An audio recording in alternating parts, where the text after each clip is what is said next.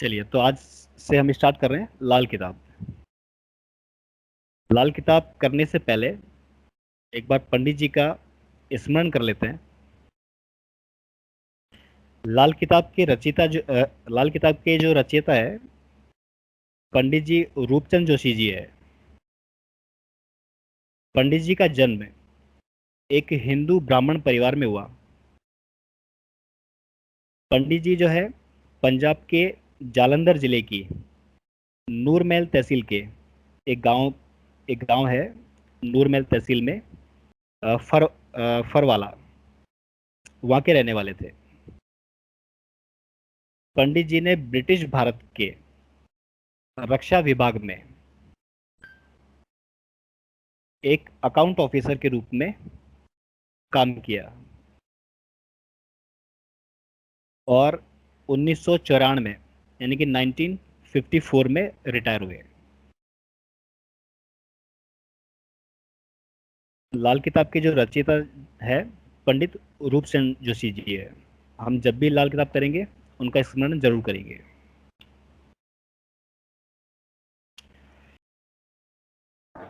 देखिए, भारतीय ज्योतिष में, इंडियन एस्ट्रोलॉजी में भारतीय ज्योतिष की जो पद्धतियां हैं उनमें से एक पद्धति बहुत बहुत प्रचलित हो रही है, जिसको हम लाल किताब के नाम से जानते हैं।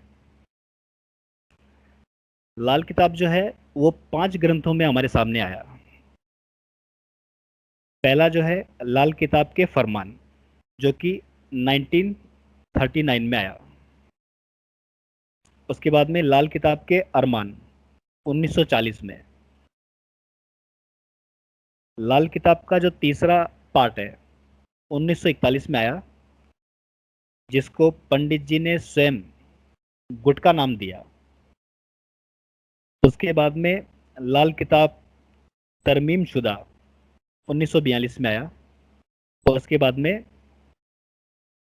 इल्म सामुद्रिक लाल किताब 1952।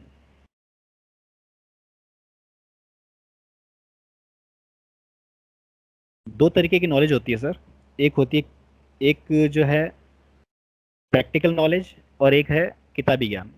दोनों में काफ़ी अंतर है। किताबें जो होती है वो इंसान की सबसे बड़ी दोस्त है। लेकिन क्या होता है कि अगर राइटर ने अगर राइटर ने या जैसे कि ट्रांसलेटर ने कुछ बोला और कुछ मिस प्रिंट हो गया या गलती या किसी कारणवश अगर कोई चीज़ कहीं और लिख दी गई तो एक सीक्वेंस बिगड़ जाता है। जैसे सीक्वेंस बिगड़ता है तो उस समय हमें जवाब नहीं मिलता है, क्योंकि किताबें जो है वो जवाब नहीं देती है। तो दो तरीके की नॉलेज है। एक होती है, एक जो है हमारा किताबी ज्ञान होता है, एक है प्रैक्टिकल नॉलेज। तो हम जो है थोड़ा सा इसको प्रैक्टिकली करके देखेंगे। थोड़ा सा क्या पूरा ही प्रैक्टिकल करेंगे। आपको कोई किताब की आवश्यकता नहीं पड़ेगी। हमारा जो कोर्स पूरा हो जाएगा उसके बाद में आप आराम से लाइक 1952 वाला एडिशन लीजिए और उसको पढ़िए।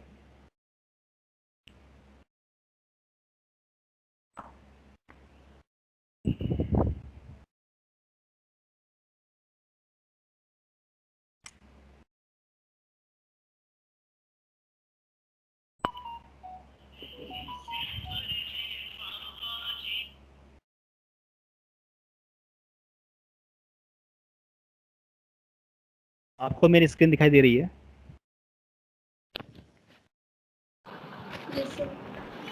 Yes sir. Yes sir. Yes sir. Okay हाँ सर। ओके, चलिए म्यूट कीजिए सब अपने आप को एक बार।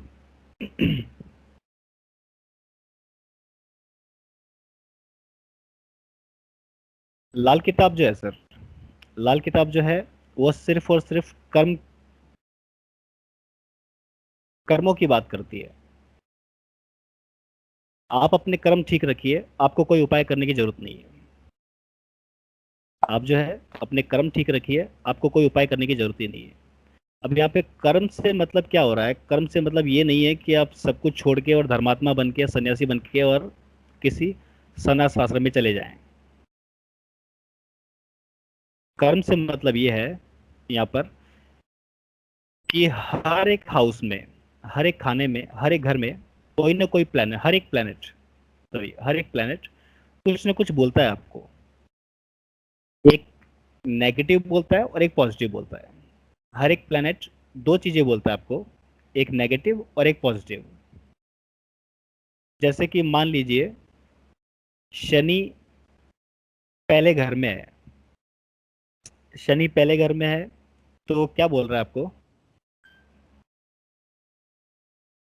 कि आप गुस्सा कीजिए, मैं आपको सफलता नहीं दूंगा। शनि है, आपको पता है कि सूर्य जो है वो शनि से दुश्मनी करता है। तो शनि क्या बोलता है कि आप अपने पिता पिता से मतभेद कीजिए या पिता की तरफ ध्यान मत दीजिए, मैं आपको असफलता दूंगा। आप शराब पीजिए, मैं आपको असफलता दूंगा। आप गुस्सा कीजिए, क्रोध कीजिए, मैं आपको असफलता दूंगा। अपनी वाणी को, अपने स्पीच को रफ कर लीजिए, मैं आपको असफलता दूंगा।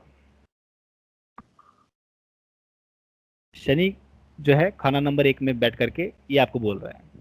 लेकिन शनि आपको खाना नंबर 1 में बैठ करके ये भी बोल रहा है कि आप स्ट्रगल कीजिए, मैं आपको सफलता दूंगा। आप शराब मत पीजिए, आप शराब मत पिए पीजिए, मैं आपको सफलता दूंगा। आप अपने पिता आप अपने पिता का कहना मानिए, पिता से मतभेद मत कीजिए, मैं आपको सफलता दूंगा। हर एक प्लेनेट, हर एक हाउस में बैठ करके एक नेगेटिव बात करता है और एक पॉजिटिव बात करता है।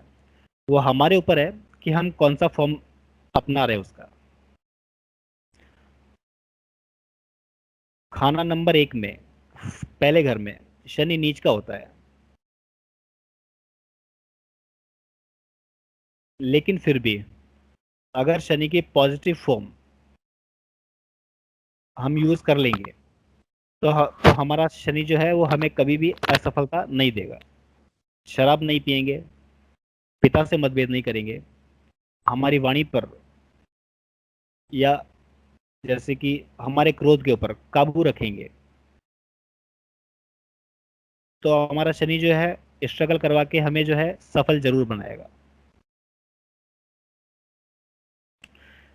लाल किताब में लिखा है, आपके सामने है, इंसान बंधा खुद लेख से अपने, लेख विदाता कलम कलम चले खुद कर्म पे अपने, झगड़ा अकल न किस्मत हो। यहाँ पे अकल और किस्मत, सिर्फ और सिर्फ इसको समझ लीजिए। अकल और किस्मत की बात कहाँ हो रही है? अकल जो है वो बुद्ध को बोला गया है और किस्मत जो है वो गुरु है। गुरु जो है वो हवा है, गुरु जो है हवा है, और गुरु जो है वो दोनों जहानों का मालिक है। दो जहान कौन से? एक जहान ये जिसमें हम जी रहे हैं, जहाँ पर नर भी हो, पशु भी हो, पक्षी भी हो, जो कि सांस लेते हैं। हम सब सांस लेते हैं, हम सबको ऑक्सीजन की जरूरत है। और हमारी किस्मत जो है वो भी गुरु है। तो हवा जो है वो हर जगह है, इस जहान में भी है, तो देवीय जहान में भी है, जहाँ पर देवता निवास करते हैं। और बुद्ध जो है वो एक दायरा है, आकाश। बुद्ध जो है वो आकाश है। इंसान जो है सांस लेता है, उसके अंदर भी हवा है, तो उसके बाहर भी हवा है। अगर एक कांच की बोतल है, तो उसके अंदर भी हवा है और उसके बाहर भी हवा है। एक कांच की बोतल को अगर बंद कर दिया जाए, ऊपर से ढक्कन लगा दिया जाए, तो हवा जो है, अंदर की हवा बाहर नहीं आ सकती और बाहर की हवा अंदर नहीं जा सकती। ये जो गांठ लगाने वाला है, ये बुद्ध है। और इसी उसूल के ऊपर बुद्ध और गुरु का झगड़ा है। गुरु किसी से भी दुश्मनी नहीं करता है, लेकिन बुध जो है वो गुरु से झगड़ा करता है। बुध का कहना है गुरु को कि या तो इस जान के मालिक हो जाओ या उस जान के मालिक हो जाओ। मतलब कि ये जो जहान जिसमें हम जी रहे हैं, या तो इस जान के मालिक हो जाओ या फिर देवीय जान के मालिक हो जाओ। ये बुध का जुपिटर को कहना है, और इसी उसूल के ऊपर दोनों का झगड़ा है। गुरु किसी से भी झगड़ा नहीं करता है, यानी कि बुध से भी झगड़ा नहीं करेगा, लेकिन बुध जो है वो गुरु से झगड़ा करता है। जब हम मित्र मित्र और शत्रु की बात करेंगे तब वहां पे विस्तार से समझेंगे इस बात को। वापस पढ़ता हूं इसको। इंसान बंधा खुद लेख से अपने, लेख विधाता कलम से हो, कलम चले खुद कर्म पे अपने, झगड़ा अकल न किस्मत हो। पंडित जी ने क्या कहा इसमें कि इंसान जो है वो अपने कर्मों से बंधा हुआ है। इंसान जो है अपने कर्मों से बंधा हुआ है, और वो जो कर्म है वो विधाता ने अपनी कलम से लिख दिए हैं। विधाता ने अपनी कलम से लिख दिए हैं। दूसरी लाइन में पंडित जी ने क्या क्या कहा है, कलम चले खुद कर्म पे अपने, झगड़ा अकल न किस्मत हो। अगर इसका सारांश निकाला जाए तो यहाँ पर कहने का मतलब यह है कि इंसान जो है अपने कर्मों से बंधा हुआ है, और वो जो कर्म है वो विधाता ने यानी भगवान ने लिख दिए हैं। लेकिन अगर इंसान अपनी कलम अपने कर्मों पे चलाएगा, वापस कर्म की बात हो रही है यहाँ पे, कि इंसान जो है अपनी ही कलम अपने कर्मों पे चलाएगा। कहने का मतलब कि अगर उसको डॉक्टर बनना है और ठान लिया है मन में कि डॉक्टर ही बनना है, और उस वे में जा रहा है, तो फिर विधाता उसके उसकी किस्मत के कोरे कागज पर वही लिखेंगे जो कि इंसान चाहता है।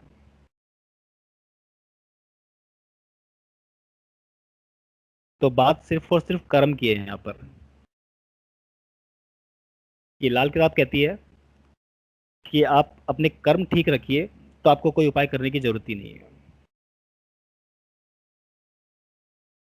लेकिन जाने अनजाने में हमसे कई अच्छे कर्म भी हो जाते हैं तो कई बुरे कर्म भी हो जाते हैं। चलिए इसको आगे डिटेल में समझेंगे। और लाल किताब की कुंडली कैसे बनाई जाती है। राशि छोड़ नक्षत्र भूला, ना ही कोई पंचांग लिया, मेघ राशि खुद लग्न में लिखकर 12 पक्के घर मान गया। लाल किताब में नक्षत्रों का कोई महत्व नहीं है, लाल किताब में राशियों का कोई महत्व नहीं है, और लाल किताब में पंचांग का भी कोई महत्व नहीं है। ना तो हमें राशियों की जरूरत है, ना ही नक्षत्रों की जरूरत है, और ना ही किसी पंचांग की जरूरत है। सिर्फ और सिर्फ हमारी एक काल पुरुष की कुंडली बनेगी, यानी कि 12 घर और 9 ग्रह, सिर्फ इसी के ऊपर पूरी लाल किताब चलेगी। यहाँ पे राशियों का कोई महत्व नहीं, यहाँ पे नक्षत्र का कोई महत्व नहीं, पंचांग का कोई महत्व नहीं। सिर्फ और सिर्फ काल पुरुष की कुंडली बनेगी, यानी कि 12 हमारे घर और 9 ग्रह, इसी के ऊपर हमारी पूरी लाल किताब है। एक चीज और बहुत अच्छी लिखी है पंडित जी ने। अभी तो चाक पे जारी है रस्क मिट्टी का, अभी कुमार की नीयत बदल भी सकती है। कुमार यहाँ पे विधाता को कहा गया है, भगवान को, कि अभी तो चाक पे जारी है रस्क मिट्टी का। एक कुमार जो होता है अपनी चाक चलाता है और एक मिट्टी से कुछ बनाने की कोशिश करता है, या कुछ मिट्टी से कुछ बना रहा है। मान लीजिए घड़ा बना रहा है या दीपक बना रहा है, कुछ भी बना रहा है। लेकिन नेक्स्ट लाइन में क्या लिखा है, अभी कुमार की नीयत बदल भी सकती है। वापस बात वहीं आ जाती है हमारे कर्म के ऊपर, कि अभी तो चाक पे जारी है रस्क मिट्टी का, अभी कुमार की नीयत बदल भी सकती है। हम जो कर्म कर रहे हैं, अच्छे या बुरे, अगर बुरे कर्म कर रहे हैं तो कुमार यानी विधाता ने जो लिख दिया है वो होगा ही होगा। लेकिन हमने हमारे कर्म सुधार लिए और अच्छे कर्म पे, अच्छी राह पे चल पड़े, तो अभी कुमार की नियत बदल भी सकती है। तो वहां पर दिया नहीं बन करके हो सकता है कि घड़ा बन जाए, जो कि लोगों को पानी पिलाने के काम में आए।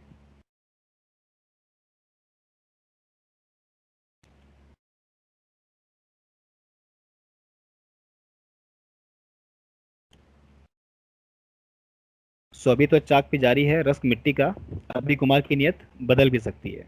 अभी हम जो कर्म कर रहे हैं उसी के अनुसार विधाता अपनी कलम से हमारे लिए आगे आगे क्या होगा वो लिख रहे हैं। अगर हम हमारे कर्म सुधार लेंगे तो विधाता वही लिखेंगे जो हम चाहेंगे।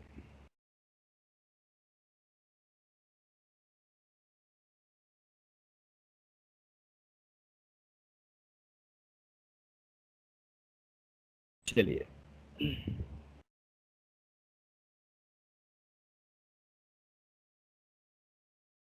ये आपके सामने एक कुंडली है और हमें मालिक ग्रह, कुंडली के मालिक ग्रह डिसाइड करने हैं।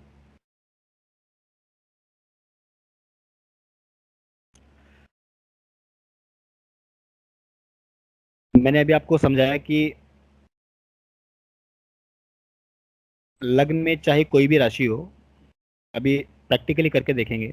लग्न में चाहे कोई भी राशि हो, चाहे मीन राशि हो, चाहे वृषभ राशि हो, चाहे तुला राशि हो, लग्न में मेष राशि लिख करके और वैसे की वैसे 12 घर हमें लिख देने हैं।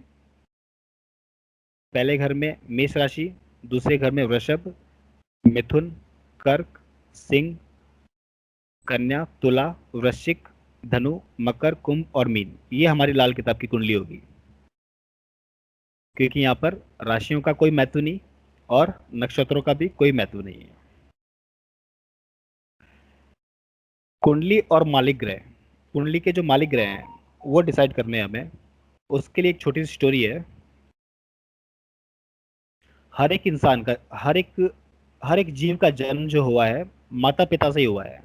अब चाहे वो नर हो, पशु हो या फिर परिंदा, हर किसी का जन्म जो है वो माता पिता से ही मिलकर के हुआ है। हमें पता है चंद्रमा माता है और सूर्य पिता है।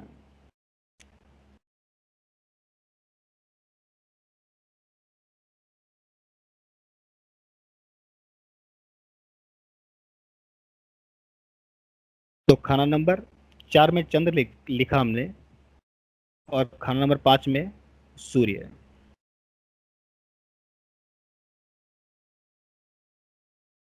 इसका मतलब है कि चौथा घर जो होगा उसका मालिक ग्रह कौन होगा? चंद्रमा। और पांचवा जो घर होगा उसका मालिक ग्रह जो होगा वो सूर्य होगा। चंद्रमा माता है और सूर्य पिता, इन दोनों से मिलकर के और दो दो बच्चों का जन्म हुआ। पहला बच्चा बुध और दूसरा बच्चा बुध।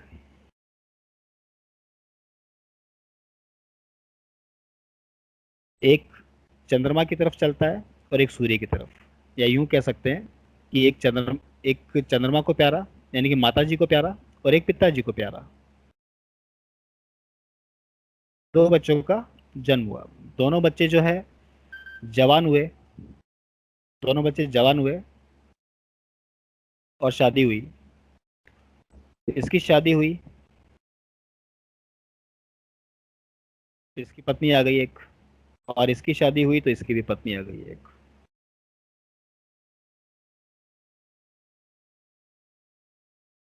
अब ये जो दोनों पत्नियां हैं इन दोनों बच्चों की, ये निहायती खूबसूरत है और निहायती सुंदर है। अब इनको कोई परेशान नहीं करे, कोई छेड़े नहीं, इनके लिए एक, दोनों के लिए एक एक बॉडीगार्ड चाहिए, और बॉडीगार्ड जो है वो मंगल है। तो इसकी रक्षा के लिए एक यहाँ पर बैठा दिया गया मंगल,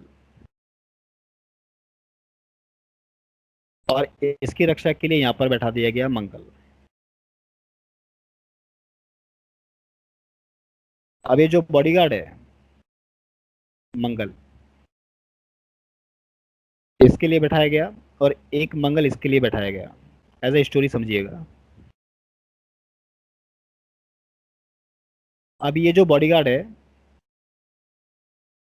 ये कहीं कुछ गलत ना कर दे, क्योंकि ये दोनों ही पत्नियां जो है काफी सुंदर है, निहायत ही सुंदर है।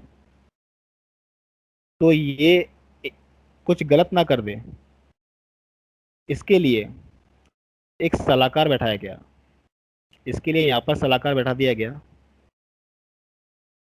और इसके लिए यहाँ पर एक सलाहकार बैठा दिया गया, जुपिटर, गुरु। ताकि सलाहकार जो है इसके ऊपर नजर रख सके, और ये सलाहकार इसके ऊपर नजर नजर रख सके। लेकिन हो सकता है कि बॉडीगार्ड, अंगरक्षक और सलाहकार दोनों मिलकर के कोई योजना ना बना ले। इसके लिए फिर एक एक न्यायाधीश भी चाहिए। अगर इन फ्यूचर ऐसा कुछ हो जाए तो कोई न्याय न्याय करने वाला तो हो। इसीलिए इसके लिए यहाँ पर एक न्यायाधीश बैठाया गया, और इसके लिए एक यहाँ पर न्यायाधीश बैठाया गया। ये हमारे काल पुरुष की कुंडली तैयार हो गई, और हमारे मालिक ग्रह सेट हो गए।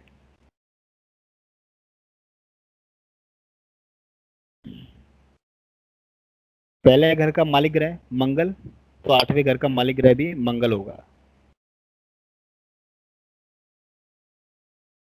दूसरे घर का मालिक ग्रह शुक्र, तो 7वें घर का मालिक ग्रह भी शुक्र होगा।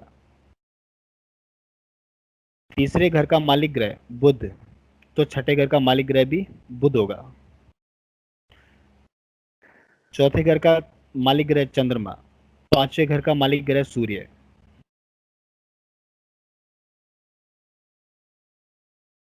12वें घर का और 9वें घर का मालिक ग्रह गुरु, और 10वें घर का और 11वें घर का मालिक ग्रह शनि। ये आपकी कालपुरुष की कुंडली तैयार हो गई, और इनके मालिक ग्रह भी सेट हो गए। अब ये मालिक ग्रह जो है, हमेशा याद रखिए, मंगल चाहे कुंडली में कहीं पर भी बैठा हुआ हो, जब खाना नंबर 1 की बात होगी तो मंगल को जरूर देखा जाएगा कि वो कुंडली में कैसा बैठा है, अच्छा बैठा है या बुरा बैठा है। वैसे ही जब खाना नंबर 4 की या चौथे घर की बात होगी, तो चंद्रमा को देखा जाएगा कुंडली में कि चंद्रमा कुंडली में कैसा बैठा है, अच्छा बैठा है, बुरा बैठा है, रद्दी हो रहा है या खराब हो रहा है। अगर खाना नंबर 10 की, 10वें घर की जब भी बात होगी, तो शनि को भी देखा जाएगा कि कुंडली में शनि कहाँ पर बैठा हुआ है, अच्छा बुरा कैसा बैठा हुआ है। ये हमें हमेशा याद रखना है। जब भी 12वें घर की बात होगी, गुरु को भी देखा जाएगा कि गुरु कुंडली में कैसा है। अगर अच्छा होगा तो 12वें घर के फल अच्छे मिलेंगे। ये सिर्फ और सिर्फ पहली कंडीशन है, अभी और आगे कंडीशंस आएगी हमारी। तो जब भी 12वें घर को देखा जाएगा, तो गुरु को भी देखा जाएगा कि कुंडली में गुरु कैसा बैठा हुआ है, अच्छा है, खराब है, कि किसके साथ में कंजंक्शन में है, मतलब कि किसके साथ में युति में है, किसके साथ में टकराव में आ रहा है, इसके जो मशरूनी ग्रह हैं वो कहाँ बैठे हुए हैं, सबका ही विचार किया जाएगा। तब जाकर के 12वां घर क्या रिजल्ट देगा वो तय होगा।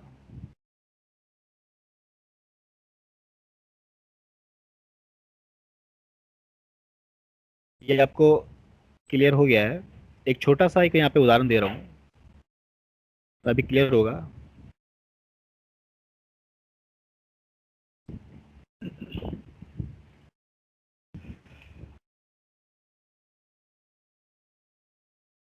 12 घर है हमारे, इनको आप जमीन समझिए थोड़ी देर के लिए।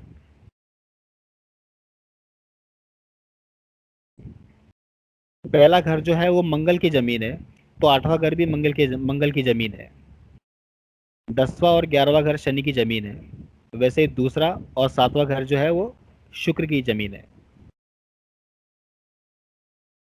मान लीजिए यहाँ पर राहु बैठ जाता है एज एग्जाम्पल। फलादेश कैसे किया जाएगा, थोड़ा सा हम यहाँ पे देख रहे हैं। राहु खाना नंबर 11 में है। अब इसको आप देखिए कि खाना नंबर 11 में राहु है और जमीन किसकी है, मंगल की जमीन है, सॉरी शनि की जमीन है। शनि की जमीन पर राहु आ गया है। मैंने अभी आपको पक्के घर नहीं बताए। 11वां घर जो है वो गुरु का पक्का घर है। अभी जब पक्के घर आ जाएंगे हमारे, तो ये जो मैं समझाने की कोशिश कर रहा हूँ आपको बिल्कुल क्लियर हो जाएगा। 11वां घर जो है वो गुरु का पक्का घर है। जैसे कि गुरु का जो है वो दूसरा, पांचवा, 2, 5, 9, 11 और 12, ये गुरु के पक्के घर है। तो जमीन जो है वो शनि की, और घर जो है वो गुरु का। गुरु जो है वो गोल्ड है, सोना। इसका मतलब है कि शनि की जमीन पर घर बना हुआ है सोने का, और वहां पर आ गया है राहु। राहु का कलर जो है, रंग जो है वो नीला है। अब जो घर, जो सोने का जो घर बना हुआ है उसके ऊपर नीला रंग चढ़ गया है। अब नीला रंग चढ़ गया है तो इसका मतलब है कि उस सोने के महल में जंग लग गई है। तो कहने का मतलब कि अब गुरु कुंडली में जहां पर भी होगा अपने खराब रिजल्ट ही देगा। अगर अच्छे घरों में हुआ, अगर अच्छे घरों में हुआ तो जो खराब रिजल्ट है उनमें कमी आएगी। और अगर बुरे घर में बैठा होगा तो जो खराब रिजल्ट मिलने वाले हैं गुरु के, वो बहुत ही बुरे होंगे।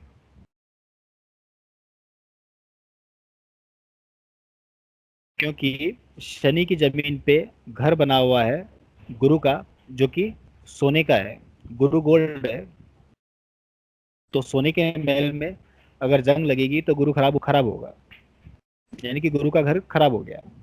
गुरु का घर खराब हुआ तो गुरु को कोड हो गया, कहने का मतलब। तो कुंडली में गुरु जहां पर भी होगा अब अपने खराब रिजल्ट देगा। अब मान लीजिए कि ये नेटिव, ये जातक जो है अगर गुरु से रिलेटेड ही काम करता हो, तो क्या इसको फायदा मिलेगा? फायदा नहीं मिलेगा।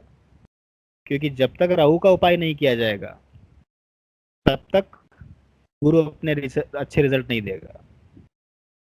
हम क्या कर रहे हैं, या हम क्या करते थे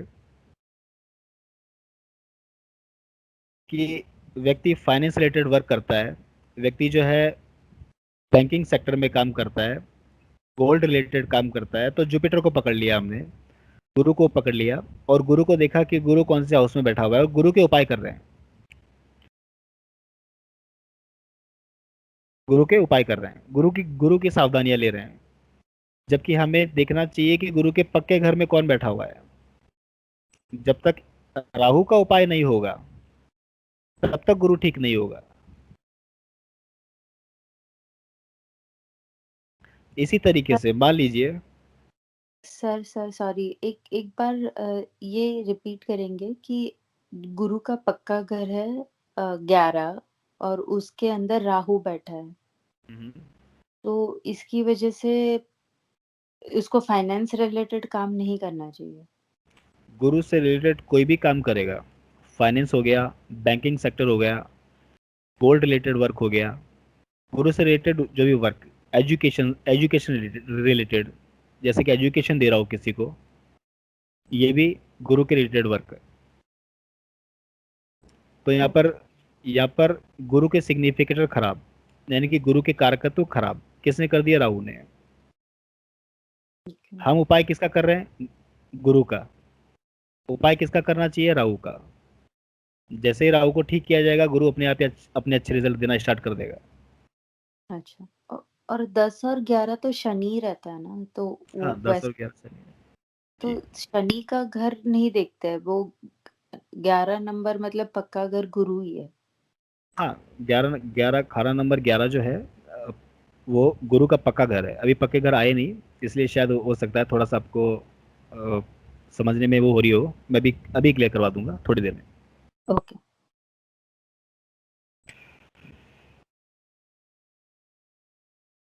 दूसरा एग्जाम्पल लेते हैं छोटा सा।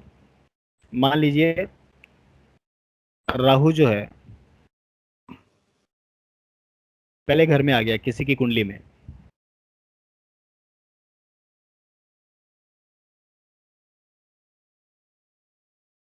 पहला घर जो है वो सूर्य का पक्का घर है। डोंट वरी, अभी पक्के घर में आपको सभी के करवाऊंगा, सारे कॉन्सेप्ट क्लियर हो जाएंगे। पहला घर जो है वो राहु का पक्का घर है, और यहाँ पर सॉरी, पहला घर जो है वो सूर्य का पक्का घर है, और यहाँ पर जो है राहु आकर के बैठ गया है। आप सभी को पता है कि जब भी सूर्य और राहु दोनों का कंजंक्शन हो जाता है तो सूर्य ग्रहण हो जाता है। उसको हम ग्रहण की पत्रिका कहते हैं। अब सूर्य कहीं पर भी हो कुंडली में, उसको ग्रहण लग चुका है। अब सूर्य चाहे कहीं पर भी हो कुंडली में, उसको ग्रहण लग चुका है। तो सूर्य को ठीक करने से पहले राहु को ठीक करना है, तब जाकर के सूर्य अपने अच्छे अच्छे रिजल्ट देगा। किसी को गवर्नमेंट जॉब चाहिए, हमने देखा राहु फर्स्ट हाउस में है, पहले घर में है, गवर्नमेंट जॉब लेने नहीं देगा, क्योंकि सूर्य गवर्नमेंट है, सूर्य सरकार है, सूर्य पिता भी है। क्योंकि जमीन किसकी है? मंगल की, और घर बना हुआ है सूर्य का, और उस घर के अंदर आ गया है राहु। और जब भी राहु और सूर्य एक साथ हो जाए तो हम उसे ग्रहण की पत्रिका कहते हैं, क्योंकि राहु और सूर्य दोनों ही दुश्मन एक दूसरे के। अब एक ही केस हो सकता है यहाँ पे कि अगर राहु को कंट्रोल कर लिया जाए या फिर राहु का उपाय कर दिया जाए। या तो राहु का उपाय कर दिया जाए फर्स्ट हाउस का, पहले घर का, या फिर राहु को कंट्रोल कर लिया जाए, और राहु को कंट्रोल करने वाला सिर्फ और सिर्फ मंगल ही है। अगर मंगल राहु को कंट्रोल कर लेता है तो गवर्नमेंट जॉब लग सकती है। कई चार्ट्स मैंने से देखे हैं कि फर्स्ट हाउस में राहु है और नेटिव जो है गवर्नमेंट जॉब कर रहा है। अच्छा, एक बात और, लाल किताब को जो है लोग टोने टोटके की किताब भी बोलते हैं। लाल किताब अक्सर लाल किताब जो है वो टोनी टोटके की किताब नहीं है। लाल किताब प्रिडिक्शन देती है बहुत अच्छे। लाल किताब आपके बारे में नहीं, आपके पूरे परिवार के बारे में, पूरे खानदान के बारे में बताती है। जब लाल किताब का वर्चुअल बनेगा, अभी वर्चुअल पे जब हम आएंगे तब समझ में आएगा कि हमारी कुंडली से हमारे घर का कोई सदस्य कैसे इफेक्ट हो जाता है।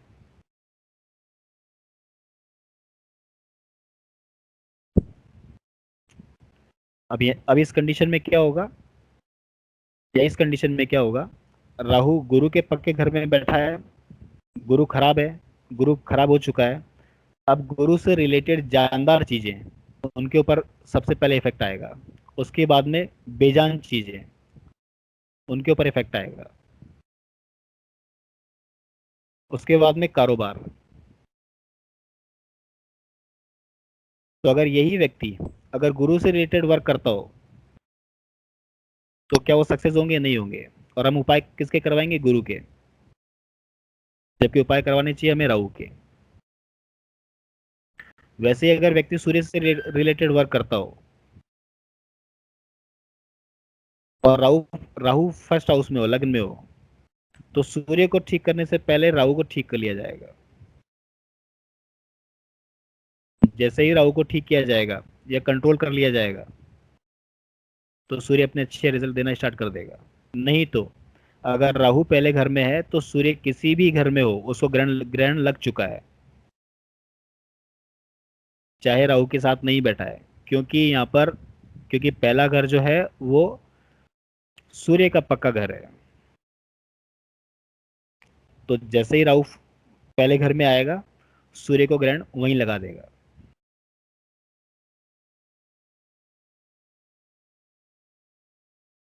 यहाँ पर देखिए एक कंडीशन आप अपने या किसी रिलेटिव के चार्ट पे लगा के दिखिएगा, जिसका भी राहु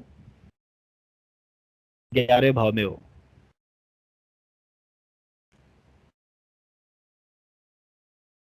शनि की जमीन है, घर जो है गुरु का है।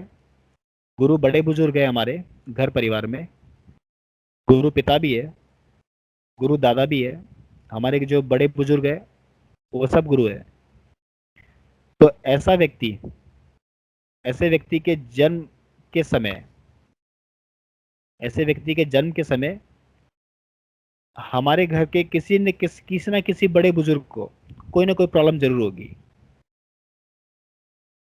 अगर दादा है तो दादा को प्रॉब्लम होगी, अगर दादा नहीं है तो फिर पिता को प्रॉब्लम होगी, क्योंकि गुरु जो है वो फिर पिता का रूप धारण कर लेते हैं। उस कंडीशन में अगर हमारे घर में हमारे दादा जीवित है तो गुरु जो है वो दादा है। लेकिन अगर किसी कारणवश घर में दादा जीवित नहीं है और अब पिता है, तो अब गुरु जो है वो पिता का रोल अदा करेंगे। तो उस कंडीशन में पिता को प्रॉब्लम आएगी, क्योंकि गुरु जो है वो घर में सबसे बड़ा व्यक्ति। अब दादा के बाद में सबसे बड़ा व्यक्ति जो है वो हमारे पिता ही रह जाते हैं। तो या तो दादा को प्रॉब्लम, या किसी बड़े बुजुर्ग को प्रॉब्लम, या फिर पिता को प्रॉब्लम। जन्म के वक्त, जन्म के 6 महीने पहले या जन्म के 6 महीने बाद तक, उससे पहले ही रिजल्ट मिल जाता है। जिसका भी राहु 11वें भाव में वो देखिएगा एक बार।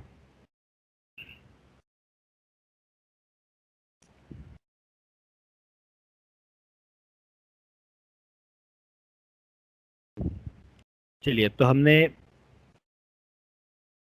लाल किताब की कुंडली बनाना सीखा, और कुंडली के मालिक ग्रह भी देख लिए कि पहले घर का मालिक ग्रह मंगल होगा, तो 8वें घर का मालिक ग्रह भी मंगल ही होगा। तो राशि के अकॉर्डिंग समझे तो ज़्यादा बेटर है।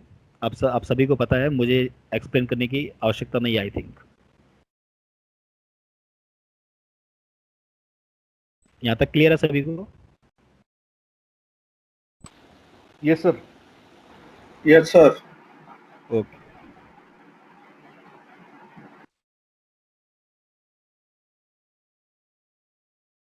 देखिए लाल किताब की कुंडली कैसे बनाई जाती है, एक छोटा सा एग्जांपल ले ही लेते हैं।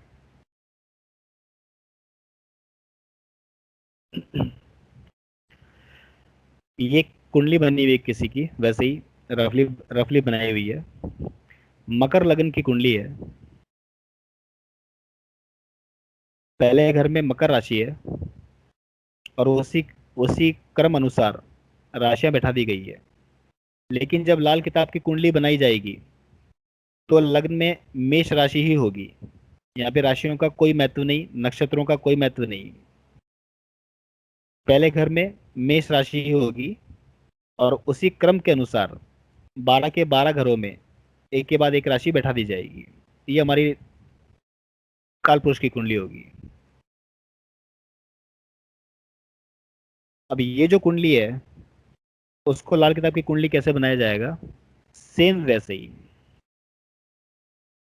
पहले घर में गुरु है तो गुरु पहले घर में लिखा जाएगा। मंगल पहले घर में है तो मंगल पहले घर में लिखा जाएगा। चंद्रमा तीसरे घर में है तो तीसरे घर में लिखा जाएगा।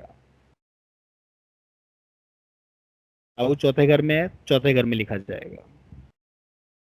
केतु 10वें घर में है, 10वें घर में लिखा जाएगा। सूर्य 9वें घर में है, 9वें घर में लिखा जाएगा।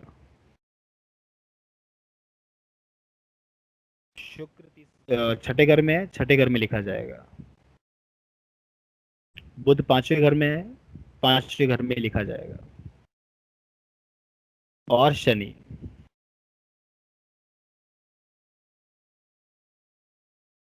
12वें घर में है, तो 12वें घर में लिखा जाएगा। तो जातक की जो कुंडली थी मकर लगन की थी, लेकिन लाल किताब के अनुसार कुंडली जो है वो मेष लगन से ही प्रारंभ होगी। जिस भी घर में जिस भी घर में ग्रह होंगे, वैसे कि वैसे हमें उस घर में ग्रह लिख देने हैं। सिर्फ और सिर्फ राशि मेष राशि ही रहेगी। यहाँ पे राशि का कोई महत्व नहीं। अगर पाराशरी की बात करें तो यहाँ पे मकर लगन बोला जाएगा, लेकिन यहाँ पर मेष राशि ही बोली जाएगी। सिर्फ सिर्फ और सिर्फ हमें गुरु और मंगल से मतलब है कि गुरु और मंगल जो है वो खाना नंबर 1 में है। अब ये क्या रिजल्ट देंगे वो हमें देखना है। यहाँ पे राशियों का कोई महत्व नहीं। तो जातक की कुंडली मकर लगन की थी और हमने लाल किताब की जो कुंडली बनाई है वो इस प्रकार बनी है।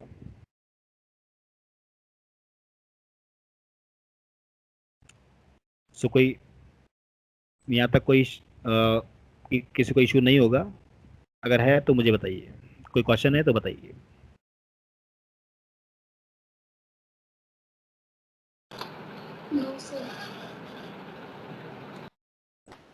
सर इसमें एक छोटा सा पॉइंट था मेरा। ये जैसे बोलिए। जैसे आपने बताया कि राहु अगर लगन में आएगा जी। तो सूर्य को ग्रहण लग जाएगा, तो सूर्य जहां भी बैठा होगा उसका जितने भी सिग्निफिकेटर होंगे या हाँ उसके हाँ, रिजल्ट होंगे वो सब खराब हो जाएंगे। बिल्कुल। तो ऐसी सेम अगर केतु सर चौथे भाव में आएगा तो सर चंद्र को ग्रहण लग जाएगा सर। नहीं, यहाँ पे दूसरा एक कंडीशन है। चौथे घर में कोई भी ग्रह जो है वो पाप पाप नहीं करता है। जैसे कि राहु केतु जो है वो चौथे घर में पाप ना करने की कसम खा करके बैठे हुए हैं, जब तक कि उनको छेड़ा ना जाए। ओके। राहु और केतु, अभी हम आगे चलेंगे तो बहुत कुछ समझ में आएगा। राहु और केतु जो है वो कभी भी चौथे घर में, मतलब कि पाप ना करने की कसम खा करके बैठे हुए हैं। तो कभी भी किसी भी तरीके से प्रॉब्लम नहीं करेंगे जब तक कि उनको छेड़ा नहीं जाएगा। कहने का मतलब कि राहु के विरुद्ध कार्य नहीं किया जाएगा या केतु के विरुद्ध कार्य जब तक नहीं किया जाएगा तब तक हमारा चंद्र ठीक है। ठीक है सर। राहु क्या है? सीढ़ियां हैं। ये सर। आपने बात छेड़ दी है तो सभी सभी के लिए है। सभी सुनिए, राहु सीढ़ियां है। राहु जो है टॉयलेट है। हमने देखा कि हमारे वर्चुअल में राहु चौथे घर में आ गया और हमने जो है हमारे घर की सीढ़ियां तुड़वा करके और डायरेक्शन चेंज करवा दिया, या सीढ़ियों के साथ छेड़छाड़ कर दी, सीढ़ियां तुड़वा दी, किसी दूसरे डायरेक्शन से चढ़वा दी, घर का टॉयलेट शिफ्ट कर दिया, तो यहाँ पर राहु खराब। अब राहु जो चौथे घर में पाप नहीं करने की कसम खा करके बैठा हुआ था, अब वो भूचाल मचाएगा आपके चौथे घर में। वैसे ही सेम केतु। सर सीढ़ियां तोड़वा के तो सीढ़ियां वापस बनवा दी तो राहु तो सर कायम हो गया ना सर उसके में सर वापस। नहीं, आपने छेड़ दिया ना सर उसको। आपके छेड़। वर्चुअल में राहु आ गया। आपके वर्चुअल में राहु आ गया चौथे जी। घर में, और आपने सीढ़ियां तुड़वा दी, या मान लीजिए सीढ़ियां तुड़वा करके डायरेक्शन चेंज करवा दिया। या मैं तो ये कहता हूँ कि अगर आपने सीढ़ियां बनवा ली जी। और गलत डायरेक्शन में बनवा ली तो भी राहु को छेड़ दिया आपने। ओके ठीक है सर। अगर अगर अगर हमें करवाना ही हो, अगर उस वर्ष करवाना ही है, तो पहले राहु का उपाय किया जाएगा, राहु को कंट्रोल में लाया जाएगा, उसके बाद ही हम वो काम कर कर सकते हैं। ठीक है सर। Thank you sir.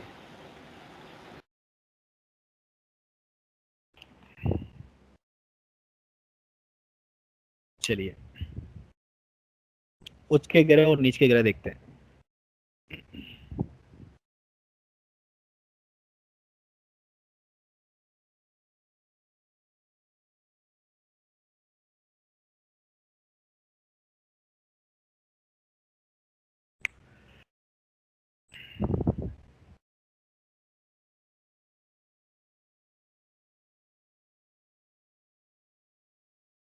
सूर्य खाना नंबर 1 में उच्च का होता है।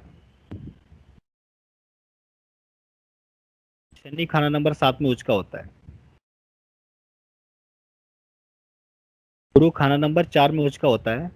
और मंगल खाना नंबर 10 में उच्च का होता है। चंद्रमा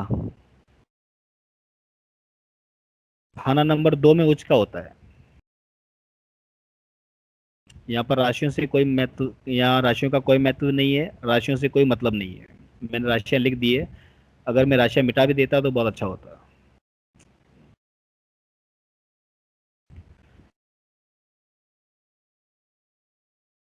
बुध खाना नंबर 6 में उच्च का होता है। और वैसे ही शुक्र जो है नंबर 12 में उच्च का होता है।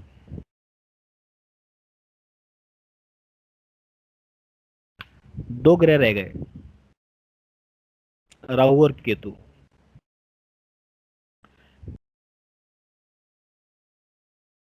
यहाँ पर दो ग्रह रह गए हमारे, राहु और केतु। राहु और केतु के लिए समझिए, राहु हमेशा राहु जो है हमेशा बुध की राशियों में उच्च का होता है। और बुध की राशि हमारे खाना नंबर 3 में और खाना नंबर 6 में आती है, हमारी लाल किताब की कुंडली के अनुसार। तो राहु हमेशा जब भी खाना नंबर 3 में होगा उच्च का गिना जाएगा। वैसे ही राहु अगर खाना नंबर 6 में होगा तो उच्च का गिना जाएगा। अब आते हैं केतु के ऊपर। केतु जो है वो गुरु के खानों में या गुरु गुरु की राशियों में, सॉरी खानों में नहीं, राशियों में। गुरु जो है, ओ सॉरी केतु जो है वो गुरु की राशियों में उच्च का गिना जाता है। तो अगर खाना नंबर 9 में केतु होगा तो उच्च का गिना जाएगा। और वैसे ही अगर खाना नंबर 12 में केतु होगा तो उच्च का गिना जाएगा। इसीलिए आपने सुना होगा कि जब भी केतु 12वें भाव में होता है तो मोक्ष दिलवा देता है। मोक्ष दिलवा देता है, सभी ने सुना होगा। किसी ने सुना है?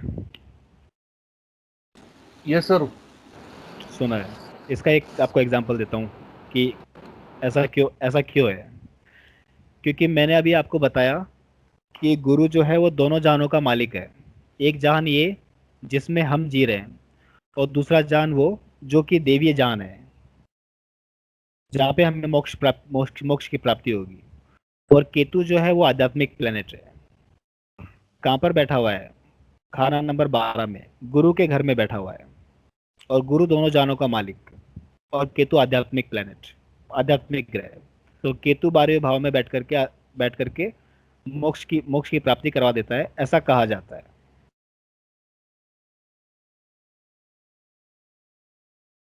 ऐसा कहा जाता है, सीरियसली मत ले लेना इसको। लेकिन ये है कि केतु 12वें भाव में होगा तो बहुत अच्छे गजब के रिजल्ट देगा। वैसे ही अगर केतु जो है अगर खाना नंबर 9 में होगा तो बहुत अच्छे रिजल्ट देगा। अगर राहु 3 में होगा तो बहुत अच्छे रिजल्ट देगा, और राहु जो है वो 6 में होगा तो बहुत अच्छे रिजल्ट देगा। क्योंकि यहाँ पर ये उच्च के गिने गए हैं।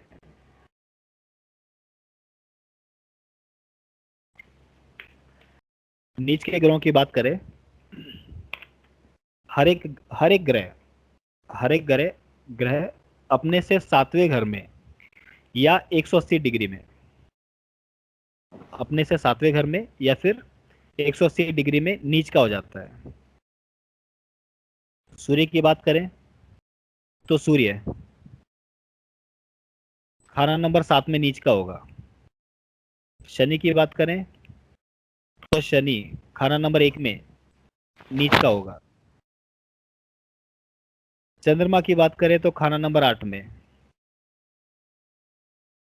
नीच का गिना जाएगा। मंगल की बात करें तो खाना नंबर 4 में नीच का गिना जाएगा। गुरु खाना नंबर 10 में नीच का गिना जाएगा। बुध खाना नंबर 12 में नीच का गिना जाएगा। राहु भी खाना नंबर 12 में नीच का ही गिना जाएगा। शुक्र, प्लीज म्यूट कीजिए, प्लीज म्यूट कीजिए।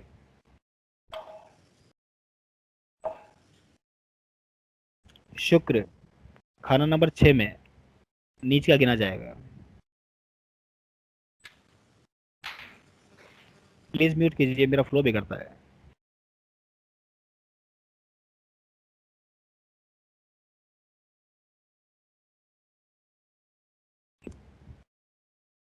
बारी आती है केतु की। केतु खाना नंबर 3 में प्लीज म्यूट कीजिए।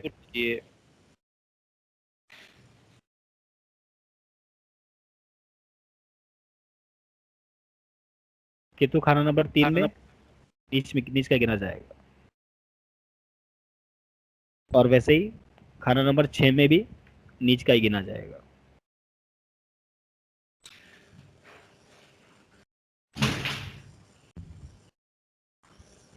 आप में से कोई रिक्वेस्ट करेगा कि सब म्यूट कर ले अपने आप को। सीआर सर है जिसका आवाज आ रही है सर।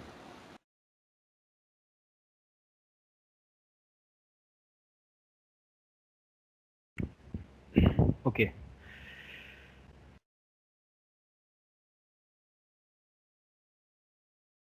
ये हमारे उसके ग्रह हैं और ये हमारे नीचे के ग्रह हैं। हर एक ग्रह जहां पर उच्च का होता है अपने से सातवें सातवें घर में या फिर अपने अपने से 180 डिग्री में मानिए नीच का गिना गया है। जैसे ही कोई भी ग्रह नीच का होगा तो अपनी पावर खो देगा। कोई भी ग्रह जो है अगर नीच का होगा तो अपनी पावर खो देगा। इसी को नीच का ग्रह कहा जाता है। तो सबसे पहले जब भी कुंडली देखी जाए किसी की तो उच्च के ग्रह और नीच के ग्रह देख लेना बहुत ही आवश्यक होगा।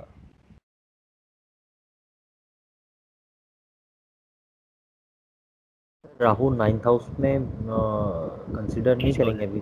बिल्कुल बिल्कुल करेंगे सर। वो भी जैसे डिस्टरबेंस आ जाता है सर तो वो फ्लो बिगड़ जाता है। इसीलिए मैंने कहा कि आप प्लीज म्यूट रखिए अपने आप को। अब अगर इस कुंडली को देखा जाए तो शनि खाना नंबर 1 में नीच का गिना गया है। तो शनि खाना नंबर 1 में अच्छे रिजल्ट नहीं देगा, बशर्ते कि शनि के अच्छे फॉर्म को यूज कर लिया जाए। यहाँ पे उपाय की बात नहीं हो रही, सिर्फ और सिर्फ सावधानी की बात हो रही है। शनि खाना नंबर 1 में क्या बोलता है? जो अच्छा बोला है बस अगर हम उसी को अपना लेंगे तो शनि खाना नंबर 1 में अपने खराब रिजल्ट नहीं देगा। वैसे ही सूर्य खाना नंबर 7 में नीच का गिना गया है। अगर सूर्य की सावधानियां रख लेंगे तो हमें सूर्य परेशान नहीं करेगा। वैसे ही मंगल 4 और वैसे ही गुरु 10।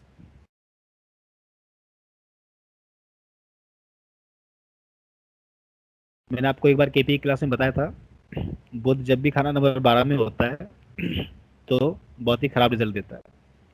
फीमेल की कुंडली में बहुत अच्छा है, मेल की कुंडली में सबसे खराब।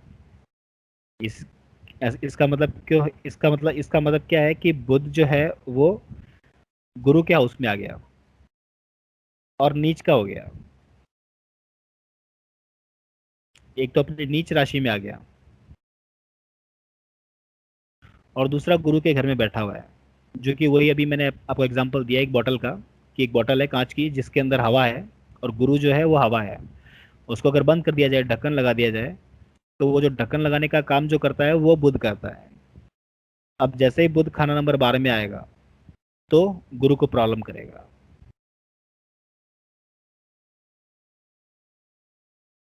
तो यहाँ पर भी बुध की सावधानी की जाएगी और गुरु को ठीक किया जाएगा।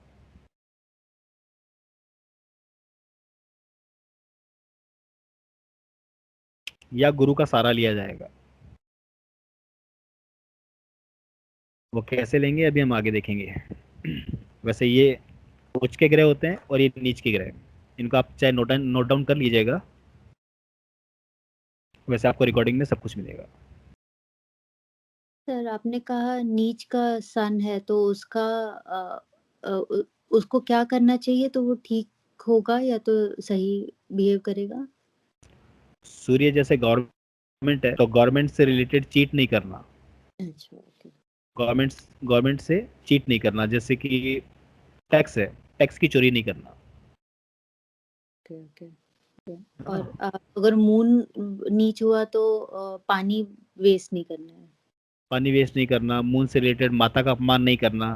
ओके, मून चांदी है ना, मून चावल भी है। तो इससे रिलेटेड जो भी चीजें हैं उनका ना तो अपमान करना और ना ही किसी तरीके से हानि करना उनकी। Got it. अगर ये सावधानियां रखेंगे तो अगर नीच का ग्रह होगा वो भी बहुत अच्छे फल फल देगा।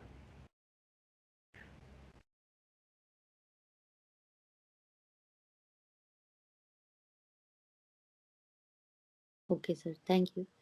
ओके। अच्छे फल क्या देगा?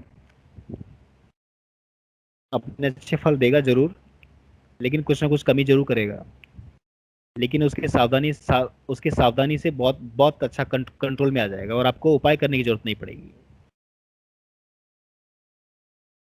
नहीं तो हमारे पास उपाय तो है ही फिर।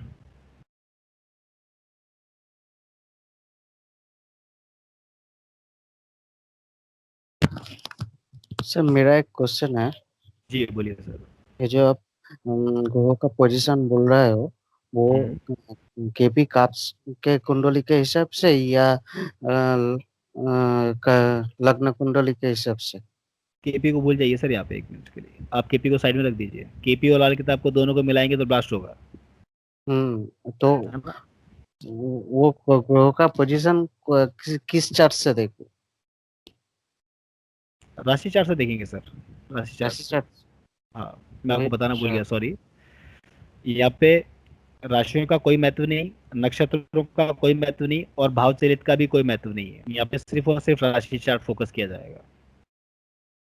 सॉरी, मेरे दिमाग से निकल गया था बोलना आपको।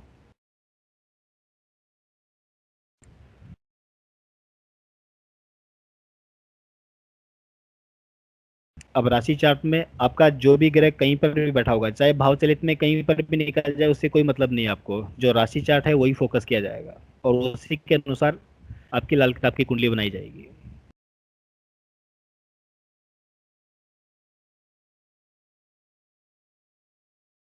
बात करते मतलब हैं दृष्टि की। हाँ सर, कुछ बोलिए। मतलब सब जो D1 चार्ट है, जो D1 चार्ट D1। वही यस वैदिक यस। में वही यस चार्ट सर, लगेगा, D1। है ना? ठीक बिल्कुल है, बिल्कुल बिल्कुल। ठीक है, ठीक लग्न है, चार्ट, जन्म कुंडली, D1 एक ही बात। ठीक है, ठीक है सर।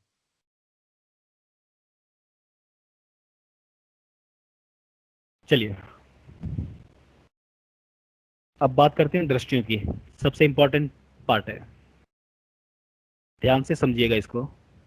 लेकिन दृष्टियों को समझने से पहले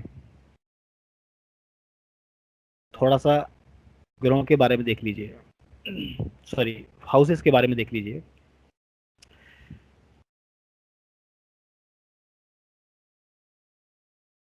एक से 6 तक के जो भाव होते हैं, जैसे कि खाना नंबर 1, खाना नंबर 2, खाना नंबर 3, खाना नंबर 4, खाना नंबर 5 और खाना नंबर 6, ये इनको पहले के घर घर कहे गए हैं। ये हमारे पहले के घर है। ठीक है, इसको नोट डाउन करके रखिएगा, याद रखिएगा, मेमोराइज रखिएगा कि 1 से 6 तक के जो घर है हमारे, वो पहले के घर कहे गए हैं। ये हमारे पहले के घर है। बाद के जो घर होंगे वो 7 से स्टार्ट होंगे। खाना नंबर 7 बाद का घर है। खाना नंबर 8 बाद का घर है। 9, 10, 11 और 12 ये हमारे बाद के घर है। तो खाना नंबर 1 से और खाना नंबर 6 ये हमारे पहले के घर होते हैं। और खाना नंबर 7 से और खाना नंबर 12 तक के जो घर होते हैं वो बाद के घर होते हैं। बाद के जो घर होते हैं बाद के जो घर होते हैं खाना नंबर 7, 8, 9, 10, 11 और 12, बाद के जो घर होते हैं वो दृष्टियां नहीं देते हैं। यहाँ पर ग्रह दृष्टि नहीं देता है, यहाँ पर भाव दृष्टि देता है। लाल किताब में ग्रह दृष्टि नहीं देता है, भाव दृष्टि दिया करता है। लेकिन भाव जो है अगर उसमें कोई ग्रह होगा तभी दृष्टि दे पाएगा, खाली भाव जो है वो दृष्टि नहीं दिया करता है। लेकिन इस चीज को याद रखिएगा कि बाद के जो घर होते हैं हमारे खाना नंबर 7, 8, 9, 10, 11 और 12, ये हमारे बाद के घर है। और बाद के जो घर होते हैं वो दृष्टियां नहीं दिया करते हैं, चाहे इसमें कोई ग्रह ग्रह हो या ना हो, कोई प्लैनेट हो या ना हो, सिर्फ और सिर्फ दृष्टियां देते हैं खाना नंबर 1 से 6 के ग्रह, जो कि हमारे पहले के ग्रह हैं, सॉरी हमारे जो पहले के घर है।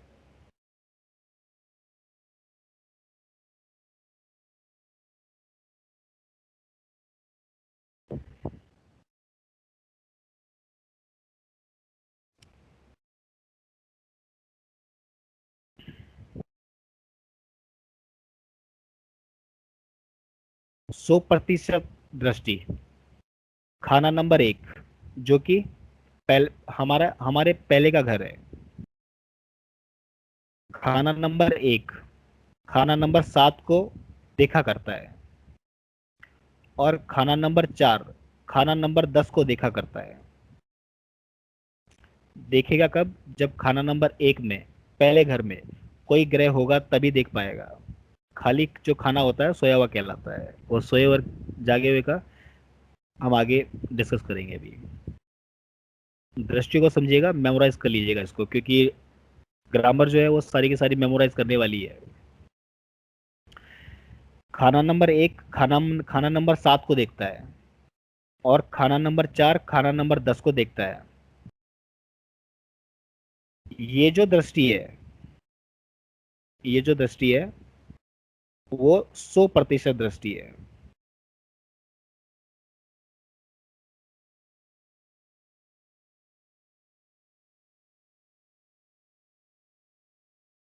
ये 100% वाली दृष्टि है, यानी कि 100% दृष्टि से देखता है। खाना नंबर 8 जो है वो खाना नंबर 2 को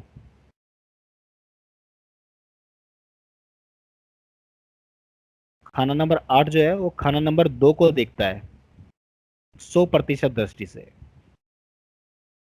खाना नंबर 1 खाना नंबर 7 को देखता है 100% दृष्टि से, 100% दृष्टि से।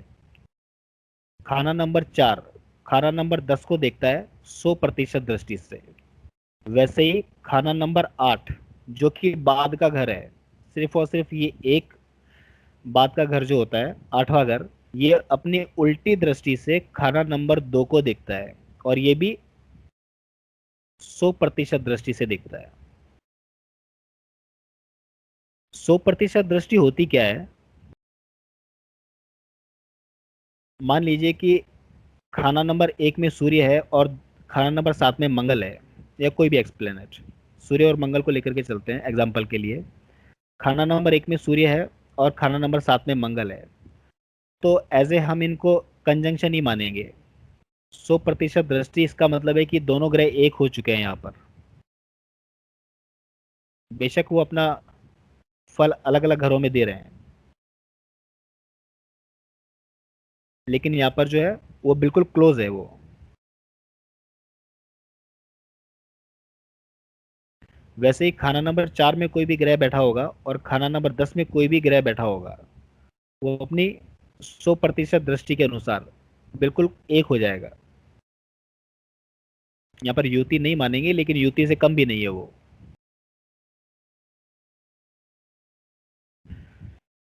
खाना नंबर 1 में बैठा हुआ ग्रह अपनी पूरी 100% दृष्टि के अनुसार, यानी कि पूरी 100% पावर खाना नंबर 7 में दे दिया करता है।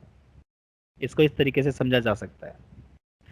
या खाना नंबर 4 में बैठा हुआ ग्रह खाना नंबर 10 में अपनी पूरी 100% दृष्टि के अनुसार पूरी पावर खाना नंबर 10 में दे दिया करता है।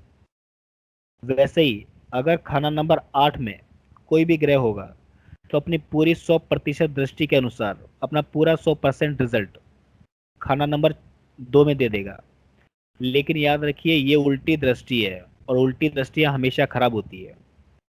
अब अगर खाना नंबर 8 में कोई भी ग्रह बैठा हुआ हो और खाना नंबर 2 में अगर उसका मित्र हो चाहे शत्रु हो, वो उसको हानि पहुंचाएगा ही पहुंचाएगा, क्योंकि ये उसकी उल्टी दृष्टि है और उल्टी दृष्टि जो होती है वो हमेशा खराब होती है। चाहे मित्र हो चाहे शत्रु हो, वो उसको हानि करेगा तो करेगा ही करेगा। राहु केतु के उसूल पे मत लीजिएगा, क्योंकि राहु केतु हमेशा अपने से 180 डिग्री में होते हैं। तो अगर केतु खाना नंबर 2 में होगा, दूसरे घर में होगा, तो राहु जो है वो खाना नंबर 8 में होगा, तो उसको कंसीडर नहीं करेंगे। लेकिन अगर वर्षफल में ऐसी ऐसी सीन बन जाए, क्योंकि वर्षफल में, सॉरी, लाल किताब में ग्रहों को जो है पूरी आज़ादी है, उनको किसी भी तरीके से बांधा नहीं जाता है। खाना नंबर 1 का ग्रह वर्षफल में खाना नंबर 4 में आ सकता है, 7 में आ सकता है, 10 में आ सकता है, 12 में भी जा सकता है, किसी भी खाने में जा सकता है। तो अभी हम वर्षफल करेंगे तब समझ में आ जाएगा। यहां तक कि राहु केतु भी किसी भी घर में एक साथ हो सकते हैं। यहाँ पर राहु केतु के लिए भी बंदिश नहीं है कि वो हमेशा अपने से 180 डिग्री में ही रहेंगे।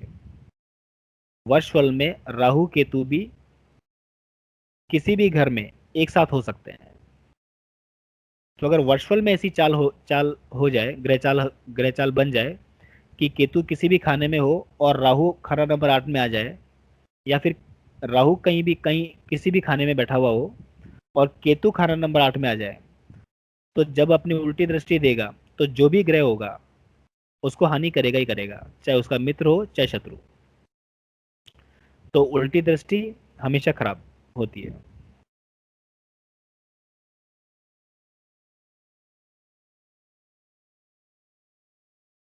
ये हमारे 100% दृष्टियां थी।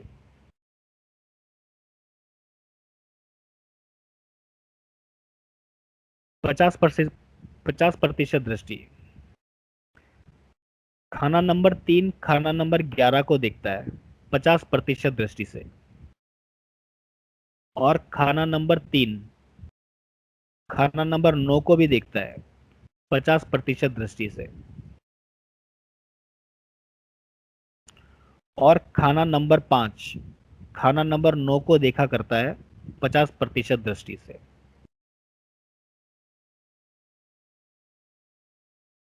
तीसरा घर 11वें घर को देखता है 50% दृष्टि से। तीसरा ही घर 9वें घर को, खाना नंबर 9 को भी देखता है 50% दृष्टि से। पांचवा जो घर होता है वो 9वें घर को, खाना नंबर 9 को देखता है 50% दृष्टि से। 50% दृष्टि से मतलब क्या है कि अब जो ग्रह, जो कि 100% अभी हमने जो किया, जो कि बिल्कुल हमने ले लिया था कि कंजंक्शन में है या फिर अपनी पूरी 100% जो भी ताकत है वो खाना नंबर 7 में या खाना नंबर 10 में दे रहे हैं, या 8वां जो ग्रह है वो खाना नंबर 2 में पूरी ताकत से अपना प्रभाव दे रहा है। यहाँ पर जो है वो 50% दृष्टि, इसका मतलब है कि अपना जो फल होगा, अच्छा या बुरा जो भी होगा, वो 50% दे सकता है। अगर कुछ अच्छा करेगा तो 50%, बुरा करेगा तो भी 50%, 50%। तो खाना नंबर 3 खाना नंबर 11 को देखता है, खाना नंबर 3 खाना नंबर 9 को देखता है, खाना नंबर 5 खाना नंबर 9 को देखता है। ये 50% दृष्टियां हैं।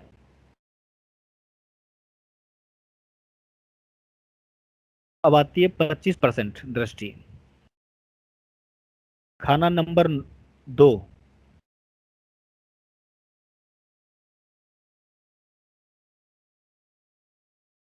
खाना नंबर 2 जो है वो खाना नंबर 6 को देखता है 25% दृष्टि से, और खाना नंबर 6 खाना नंबर 12 को देखता है 25% दृष्टि से। अब ये जो है वो,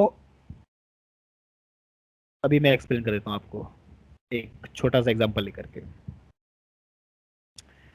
100% दृष्टियां हो गई हमारी, ये 50% दृष्टियां हैं। खाना नंबर 3 खाना नंबर 11 को देखेगा, खाना नंबर 3 खाना नंबर 9 को देखेगा, और खाना नंबर 5 खाना नंबर 9 को देखेगा। ये 50% दृष्टियां हैं। खाना नंबर 2 खाना नंबर 6 को देखा करता है 50% दृष्टि से, और खाना नंबर 6 खाना नंबर 12 को देखा करता है 50% दृष्टि से, सॉरी 25% दृष्टि से, 25% दृष्टि से।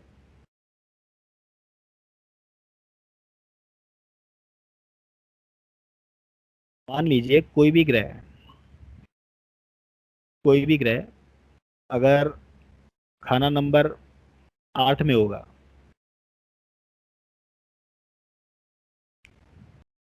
कोई भी ग्रह खाना नंबर 8 में होगा, जैसे कि मान लीजिए कि मंगल को ले लेते हैं, और खाना नंबर 2 में शनि बैठा है, खाना नंबर 3 में बैठा हुआ है,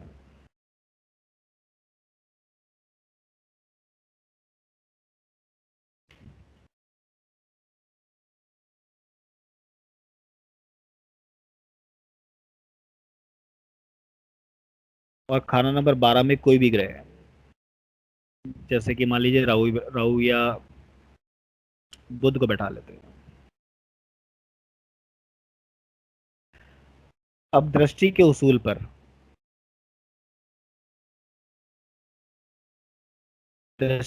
पर खाना नंबर 8 उल्टी दृष्टि से खाना नंबर 6 को 2 को देखेगा, तो मंगल जो है उल्टी दृष्टि से शनि को खराब करेगा। शनि के पास में जो भी रिजल्ट आएगा वो अपनी 25% दृष्टि चंद्रमा को देगा, और चंद्रमा खाना नंबर 6 12 को देखता है, तो चंद्र जो है वो 12 को देखेगा। ना चाहते हुए भी, यहाँ पर ना चाहते हुए भी मंगल का जो असर है वो बुध में जा रहा है, जबकि मंगल जो है वो बुध को कहीं से भी नहीं दिख रहा है। लेकिन मंगल ने शनि को देखा, और शनि ने चंद्र को देखा, और चंद्र ने बुध को देखा। तो मंगल ने जो शनि को इफेक्ट किया, वो उसी इफेक्ट में आकर के शनि ने चंद्र को इफेक्ट किया, और चंद्र उससे इफेक्ट होकर के और बुध को इफेक्ट करेगा। तो मंगल का असर डायरेक्टली नहीं जाकर के इनडायरेक्टली घूम फिर के खाना नंबर 12 में चला जाया करता है किसी भी ग्रह का, अगर ऐसी ग्रह चाल हो। कहने का मतलब कि खाना नंबर 2, 6, 8 और 12 अगर इसके अंदर ग्रह होंगे, तो आठवें ग्रह का जो भी फल होगा वो खाना नंबर 12 में चला जाया करता है। डायरेक्टली नहीं जाएगा तो इनडायरेक्टली इस तरीके से घूम करके जाएगा। तो खाना नंबर 8 भी खाना नंबर 12 को देख सकता है इस दृष्टि उसूल के ऊपर। एक उदाहरण है यहाँ पे,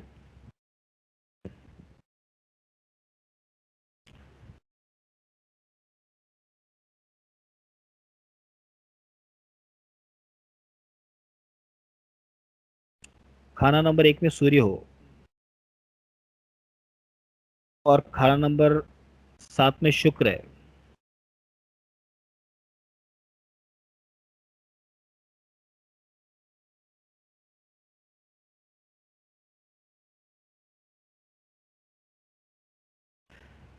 खाना नंबर 1 खाना नंबर 7 को देखा करता है 100% दृष्टि से। यहाँ पे थोड़ा सा लॉजिक लगाइएगा।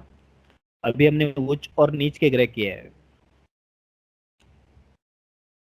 सूर्य खाना नंबर 1 में उच्च का होता है, तो अपने उच्च रिजल्ट जो होंगे वो खाना नंबर 6 में देगा शुक्र को।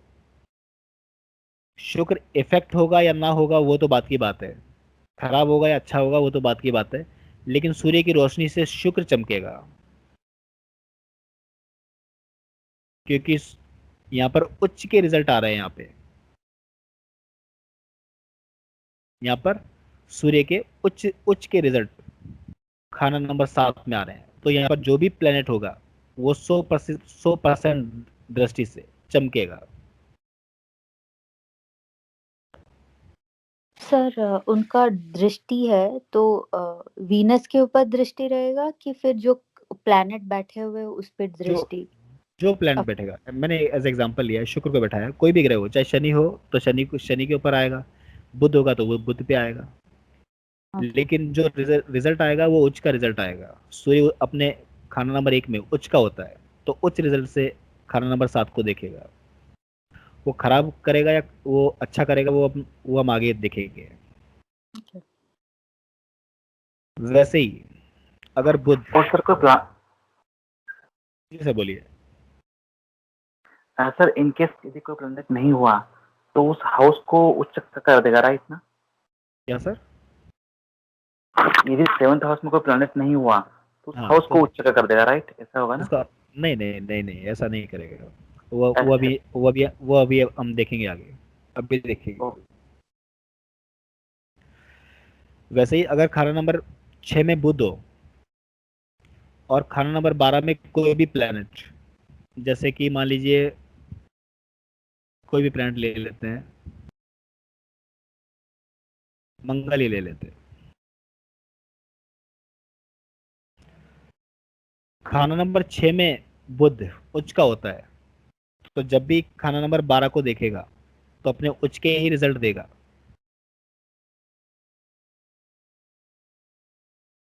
अपने उच्च के ही रिजल्ट देगा। अब वो खराब करेगा या नहीं करेगा वो बात की बात है, वो बाद में क्लियर होगा। सिर्फ और सिर्फ दृष्टि उसूल समझिए।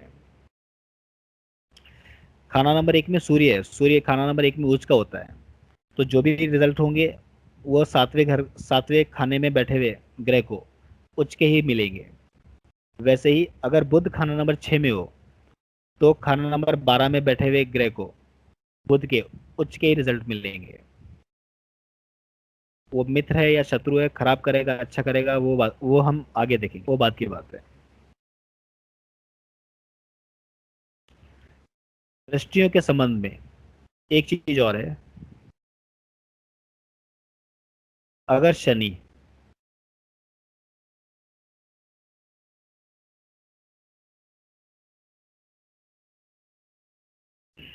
बुध और बुध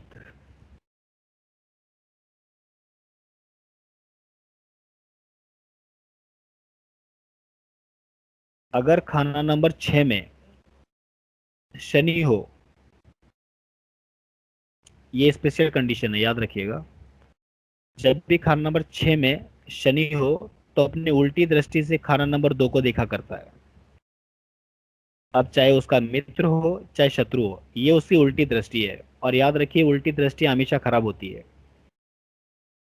उल्टी दृष्टियां हमेशा खराब हुआ करती है। मैंने अभी आपको बताया कि बात के जो घर होते हैं वो कभी भी पहले घरों में बैठे हुए ग्रहों को नहीं देख सकते, क्योंकि उनकी दृष्टियां नहीं होती है, लेकिन कुछ स्पेशल कंडीशंस है यहाँ पर। अगर शनि खाना नंबर 6 में होगा तो अपनी उल्टी दृष्टि से खाना नंबर 2 को देखेगा। खाना नंबर 2 में शनि का मित्र हो चाहे शत्रु हो, उसका नुकसान ही करेगा। वैसे ही अगर खाना नंबर 9 में बुध हो तो खाना नंबर 3 को उल्टी दृष्टि से देखा करता है।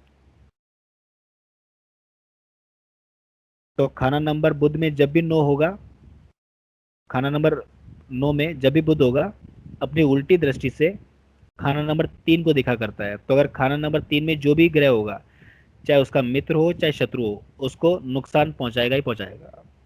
वैसे ही बुध अगर खाना नंबर 12 में हो तो अपनी उल्टी दृष्टि से खाना नंबर 6 को देखा करता है। अब खाना नंबर 6 में अगर उसका मित्र हो चाहे शत्रु हो, उसको खराब करेगा ही करेगा, उसके सिग्निफिकेटर खराब करेगा ही करेगा। ये कुछ स्पेशल दृष्टियां दी गई है सिर्फ और सिर्फ शनि और बुध को। अगर शनि खाना नंबर 6 में होगा तो उल्टी दृष्टि से खाना नंबर 2 को देखेगा। 2 में जो भी प्लेनेट होगा, चाहे उसका मित्र हो चाहे उसका शत्रु हो, उसको उड़ा देगा या उसके सिग्निफिकेटर खराब कर देगा। बुध खाना नंबर 9 में होगा तो खाना नंबर 3 को देखेगा उल्टी दृष्टि से। बुध खाना नंबर 12 में होगा तो खाना नंबर 6 को देखेगा उल्टी दृष्टि से। और याद रखिएगा, उल्टी दृष्टियां हमेशा खराब होती है, चाहे मित्र हो चाहे शत्रु हो। जो उल्टी दृष्टि दे रहा है अपने, चाहे वहां पर उसका मित्र बैठा हो चाहे शत्रु बैठा हो, उसकी हानि करेगा ही करेगा। ये थंब रूल है।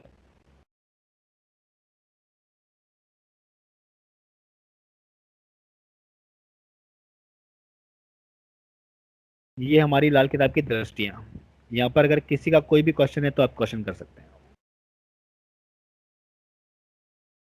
सर एक बार सारा समराइज करेंगे, नोट्स लिख ही रहे बट आई थिंक अगर मिस नहीं हुआ है तो सारी हाँ, उल्टी दृष्टि थोड़ा समराइज करेंगे एक बार।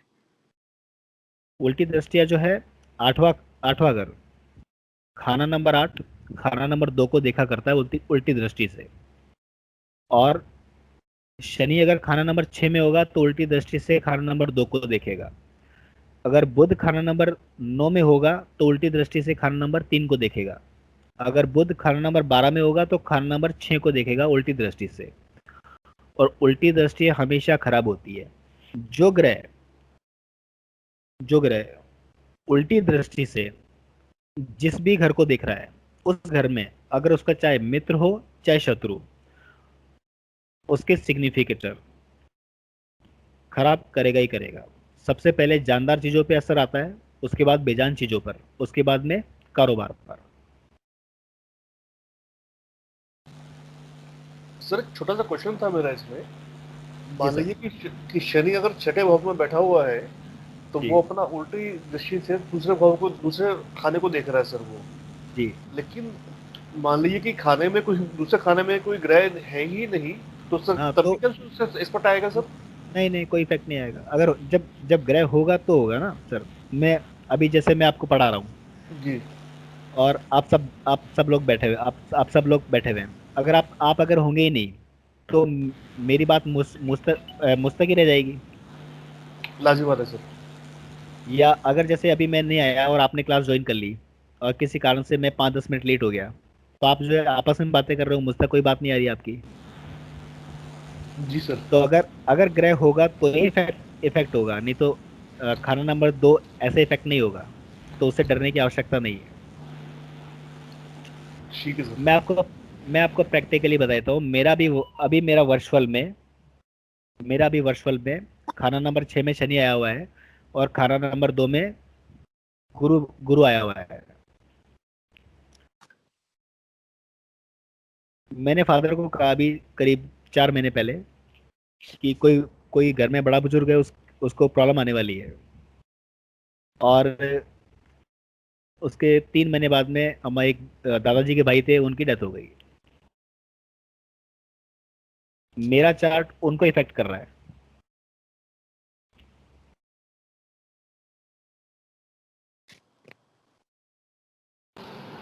सर लेकिन सेकंड हाउस 6th हाउस को 25 डिग्री मतलब 25 की दृष्टि से अच्छे से देखता है, तो हाँ, कुछ वो फिर न्यूट्रल नहीं करेगा शनि को भी? क्योंकि सेकंड हाउस भी तो 6th हाउस को देख रहा है 25% दृष्टि से। बिल्कुल करेगा, बिल्कुल तो वो करेगा। मतलब शनि के बुरे इफेक्ट को कुछ 25% तो कम कर ही देगा सर वो। खाना नंबर 6 है ना सर, अभी मैंने आपको बताया नहीं पूरा सब कुछ। अच्छा अच्छा, ओके ओके सर। खाना नहीं नहीं, सुन लीजिए।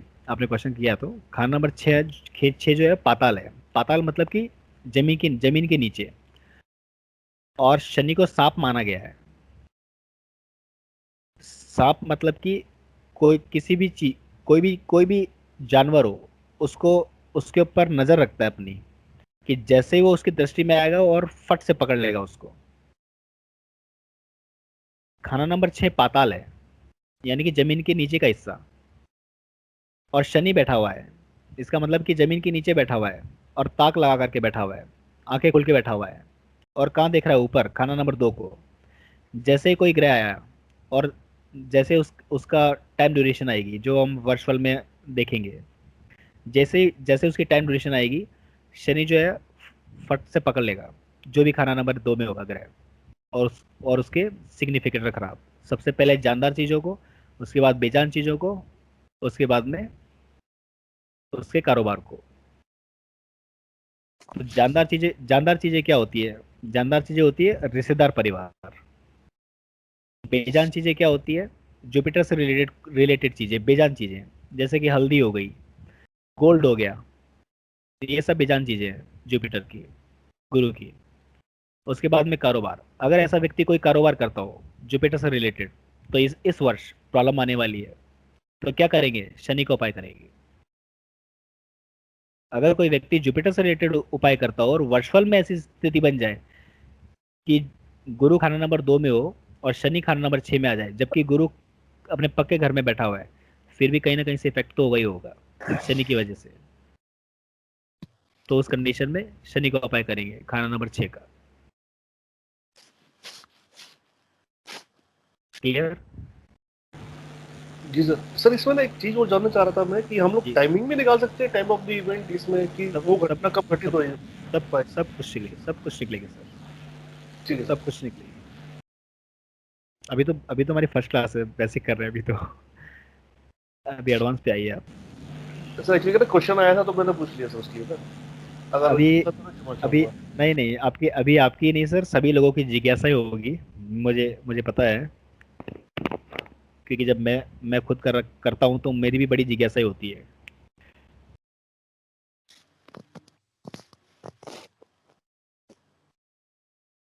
चलिए,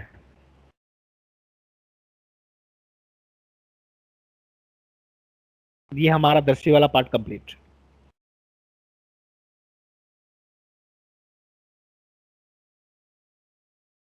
सोया हुआ घर और सोया हुआ ग्रह क्या होता है?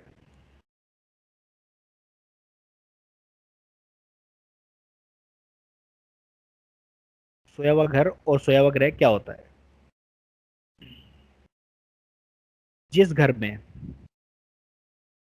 जिस घर में यहाँ पे पहले एक कंडीशन समझ लीजिए। आपको पता चल गया कि पहले के जो घर होते हैं, यानी कि खाना नंबर 1 से खाना नंबर 6 के ग्रह, 1 2 3 4 5 और 6, ये जो घर होंगे, इन्हीं को इजाजत है खाना नंबर बाद, मतलब कि बाद के घरों को देखने की। यही घर बाद के घरों को देख सकते हैं।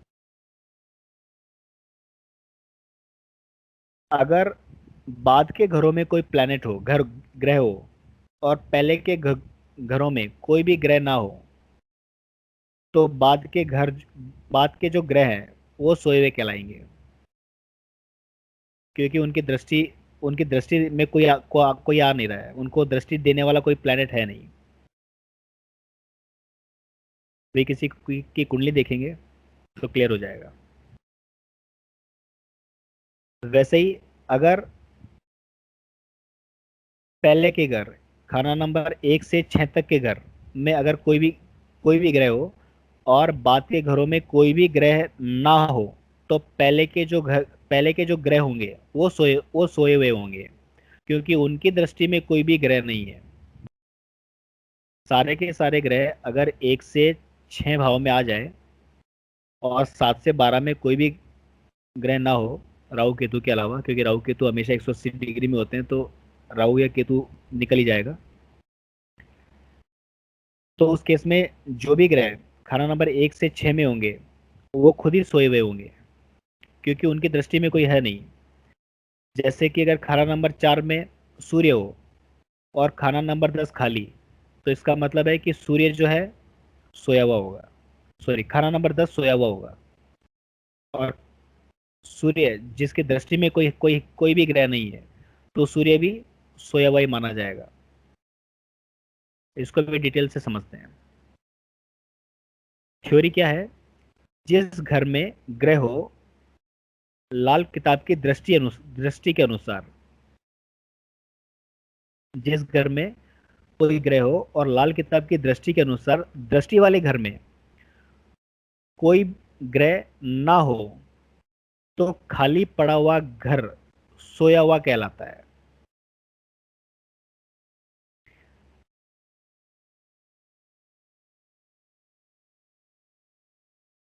मेरे को आपकी कुंडलियां ले लेनी चाहिए थी सबकी, तो इतना प्रॉब्लम नहीं आता।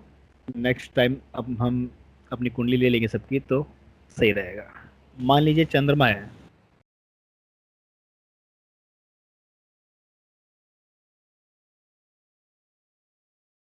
चंद्रमा खाना नंबर 4 में है, खाना नंबर 10 खाली, तो खाना नंबर 10 सोया हुआ है क्योंकि उसमें कोई ग्रह है ही नहीं, और चंद्रमा खुद सोया हुआ है।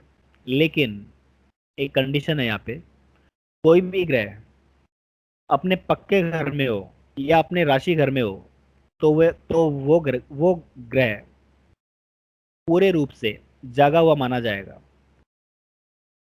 अब जागा हुआ माना जाएगा इसका मतलब यह है कि इसका जो प्रभाव होगा वो खाना नंबर सिर्फ 4 में कैद रहेगा, वो खाना नंबर 10 में कोई भी इफेक्ट नहीं कर सकता है क्योंकि उसमें कोई ग्रह है ही नहीं। अगर कोई ग्रह होगा तो ये इफेक्ट करेगा। तो इस कंडीशन में खाना नंबर 10 सोया हुआ कहलाएगा।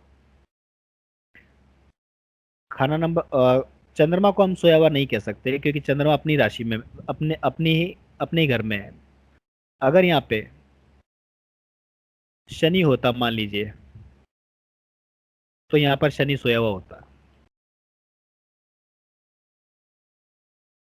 यहाँ पर शनि सोया हुआ होता क्योंकि ये ना तो शनि का पक्का घर है और ना ही शनि का राशि घर है। शनि का खुद का घर खाना नंबर 10 है और खाना नंबर 11 है।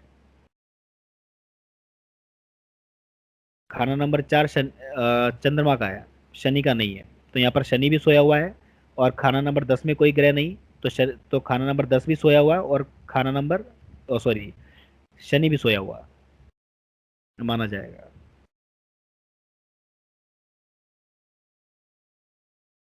ओके, जिस घर में ग्रह हो और जिस घर में ग्रह हो वह ग्रह भी सोया हुआ कहलाएगा, मगर ग्रह वाला घर या खाना जागा हुआ माना जाएगा। कहने का मतलब कि शनि जो है सोया हुआ जरूर है, लेकिन अगर इसका कोई भी प्रभाव है वो खाना नंबर 4 में कैद है, जबकि ये सोया हुआ है। अगर कोई भी इफेक्ट कर सकता है अच्छा बुरा तो खाना नंबर 4 में ही कर सकता है। खाना नंबर 10 को किसी भी तरीके से प्रभाव नहीं कर सकता ये, जबकि अपने ही घर को देख रहा है, लेकिन वहां पर कोई प्लेनेट नहीं है, इसका मतलब खाना नंबर 10 सोया हुआ।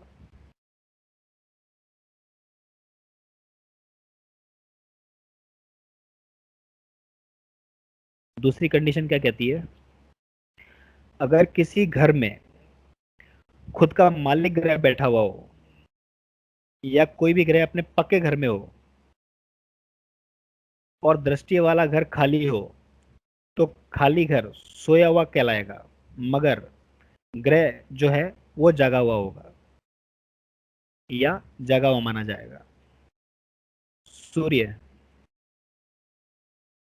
खाना नंबर 1 में है, उसका पक्का घर है और यहाँ पर उच्च का भी होता है वो। खाना नंबर 4 चंद्र का है, अपने घर में है, घर का मालिक है, चाहे 10वां घर खाली हो लेकिन चंद्रमा जागता हुआ माना जाएगा क्योंकि अपने घर में है, लेकिन इसका अच्छा बुरा जो भी प्रभाव होगा खाना नंबर 4 में कैद होगा। तो किसी भी कारण से खाना नंबर 10 को दृष्टि नहीं दे सकता है क्योंकि उसमें कोई भी ग्रह नहीं है। सूर्य खाना नंबर 1 में है, हमेशा जागता हुआ माना जाएगा क्योंकि सूर्य खाना नंबर 1 जो है वो सूर्य का पक्का घर है। 7वें घर में कोई भी ग्रह नहीं है तो 7वां घर सोया हुआ माना जाएगा, लेकिन सूर्य जागता हुआ माना जाएगा। लेकिन सूर्य का जो भी प्रभाव होगा वो खाना नंबर 1 में ही कैद होगा, वो 7वें घर को किसी भी तरीके से इफेक्ट नहीं कर सकता है जब तक कि उसमें ग्रह नहीं आएगा। यही कंडीशन यही कंडीशन अगर वर्षफल में आ जाए, यही कंडीशन अगर वर्षफल में आ जाए तो भी यही नियम लागू होगा। यही कंडीशन अगर वर्षफल में आ जाए तो यही कंडीशन लागू होगी। खाना नंबर 10 क्या है? हमारा कैरियर। अगर कैरियर से रिलेटेड प्रॉब्लम हो रही हो तो खाना नंबर 10 को जगाया जाएगा। अब कैसे जगाया जाएगा वो अभी हम 1 मिनट में देख लेते हैं। यहाँ पर मैं सिर्फ और सिर्फ 30 सेकंड का ब्रेक ले रहा हूँ। ओके, मेरी आवाज़ आ रही है सभी को? आ रही सर? Yes sir.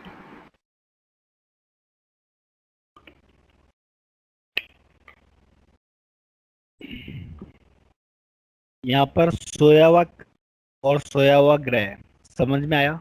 अगर किसी का कोई भी क्वेश्चन है तो मुझे क्वेश्चन कर सकते हैं, कोई भी डाउट रहना नहीं चाहिए। किसी का कोई भी क्वेश्चन हो, कोई भी डाउट हो, छोटा मोटा बड़ा कैसा भी डाउट हो आप कर सकते हैं। किसी भी तरीके का डाउट नहीं रहना चाहिए। सर आजकल दिमाग के अंदर थोड़ा कम आ रहा है, ऊपर से थोड़ा ज्यादा जा रहा है। जब तक पढ़ेंगे नहीं, जब तक डाउट नहीं पूछ पाएंगे। याद रखिए, जैसे कि खाना नंबर 3, कोई बात नहीं, अभी हमारी क्लास अगर थोड़ी सी ऊपर हो जाती है तो कोई बात नहीं, लेकिन ये चीज़ हम आज के लिए करेंगे। खाना नंबर 3 खाना नंबर 11 को देखा करता है और खाना नंबर 3 खाना नंबर 9 को भी देखा करता है। मान लीजिए 11 और 9 में कोई भी ग्रह नहीं हो तो खाना नंबर 3 में बैठा हुआ ग्रह सोया हुआ कहलाएगा, और साथ में खाना नंबर 11 और खाना नंबर 9 भी सोए हुए होंगे। लेकिन अगर बुध होगा जो कि घर का मालिक ग्रह है, वो जागता हुआ माना जाएगा, लेकिन उसके जो प्रभाव होंगे वो सिर्फ और सिर्फ खाना नंबर 3 में कैद होंगे, क्योंकि ना तो उसकी दृष्टि में कोई ग्रह है, क्योंकि उसकी दृष्टि में कोई भी ग्रह नहीं है, तो उसका जो भी प्रभाव होगा सिर्फ और सिर्फ खाना नंबर 3 में कैद होगा। लेकिन अगर कोई यहाँ पर बुध की जगह अगर कोई भी ग्रह आ जाए तो वो खुद ही सोया हुआ माना जाएगा।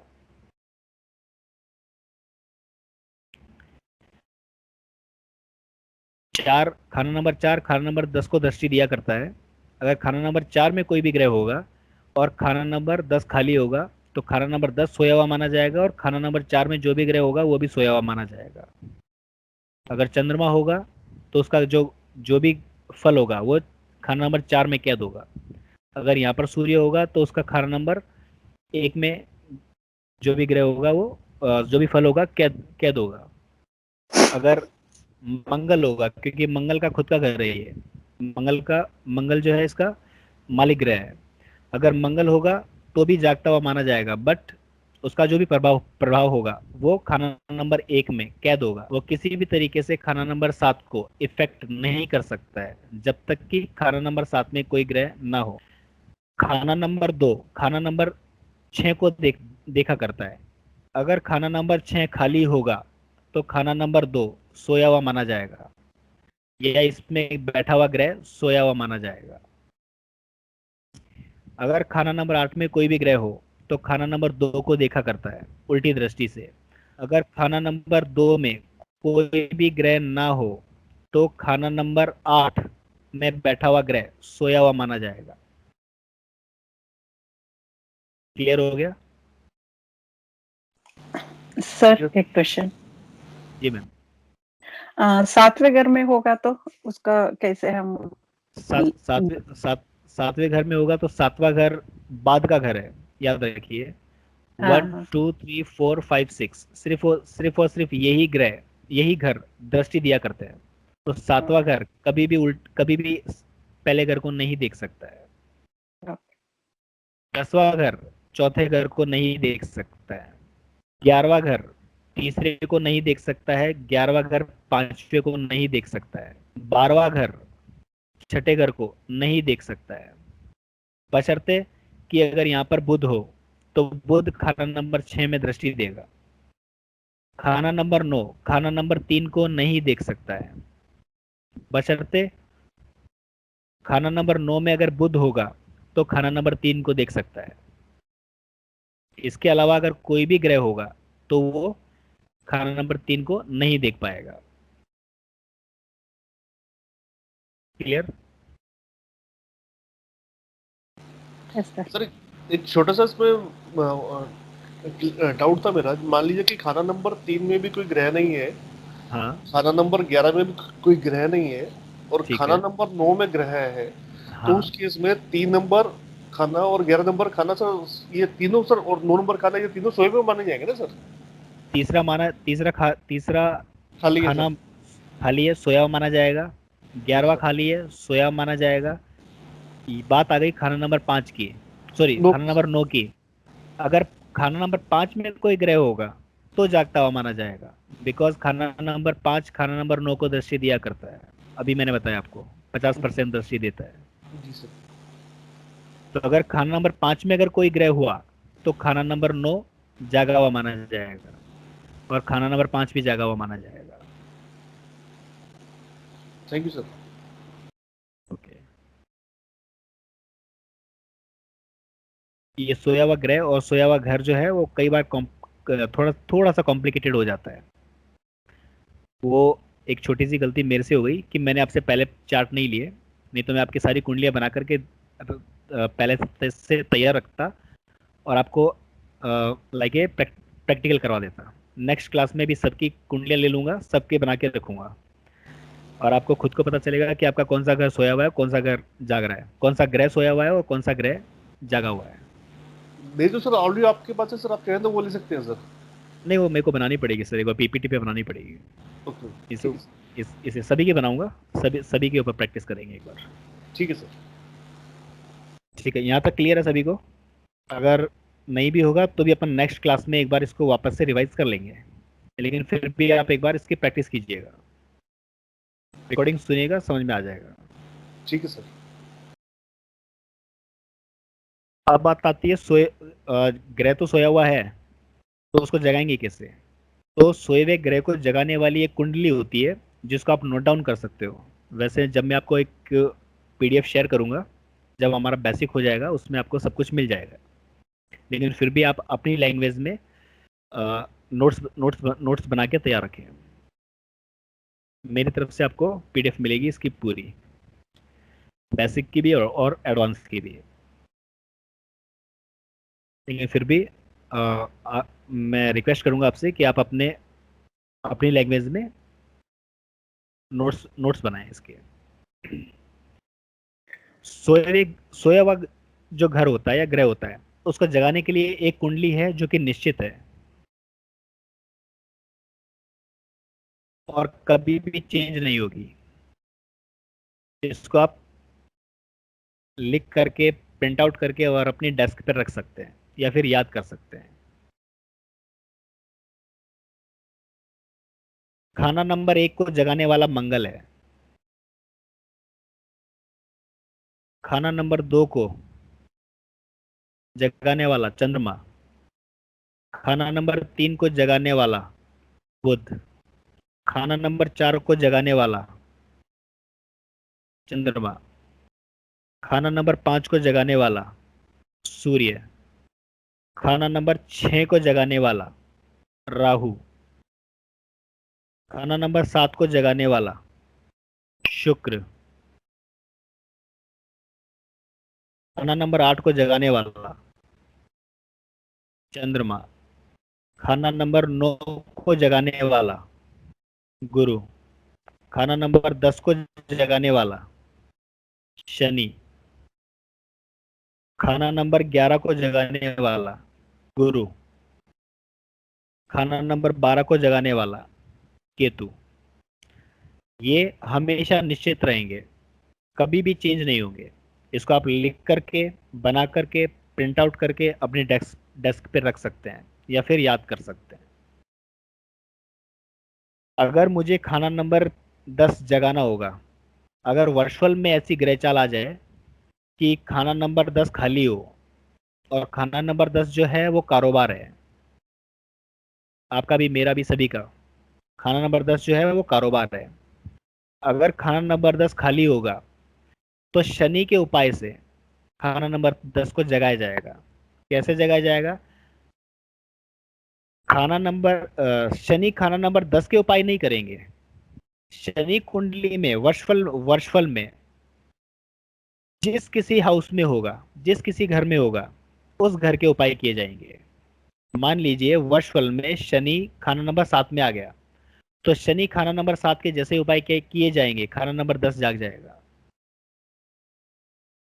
अगर खाना नंबर 11 जगाना होगा, इनकम नहीं आ रही है, खाना नंबर 11 इनकम है, इनकम नहीं आ रही है, कुछ काम अटके हुए पड़े हुए हैं, काम कर दिया, पेमेंट नहीं आ रहा है, वर्षफल में देखा 11 खाना नंबर 11 सोया हुआ है, खाना नंबर 11 को जगाने वाला गुरु वर्षफल में जिस भी खाने में होगा, जिस भी घर में होगा, उस घर के उपाय किए जाएंगे।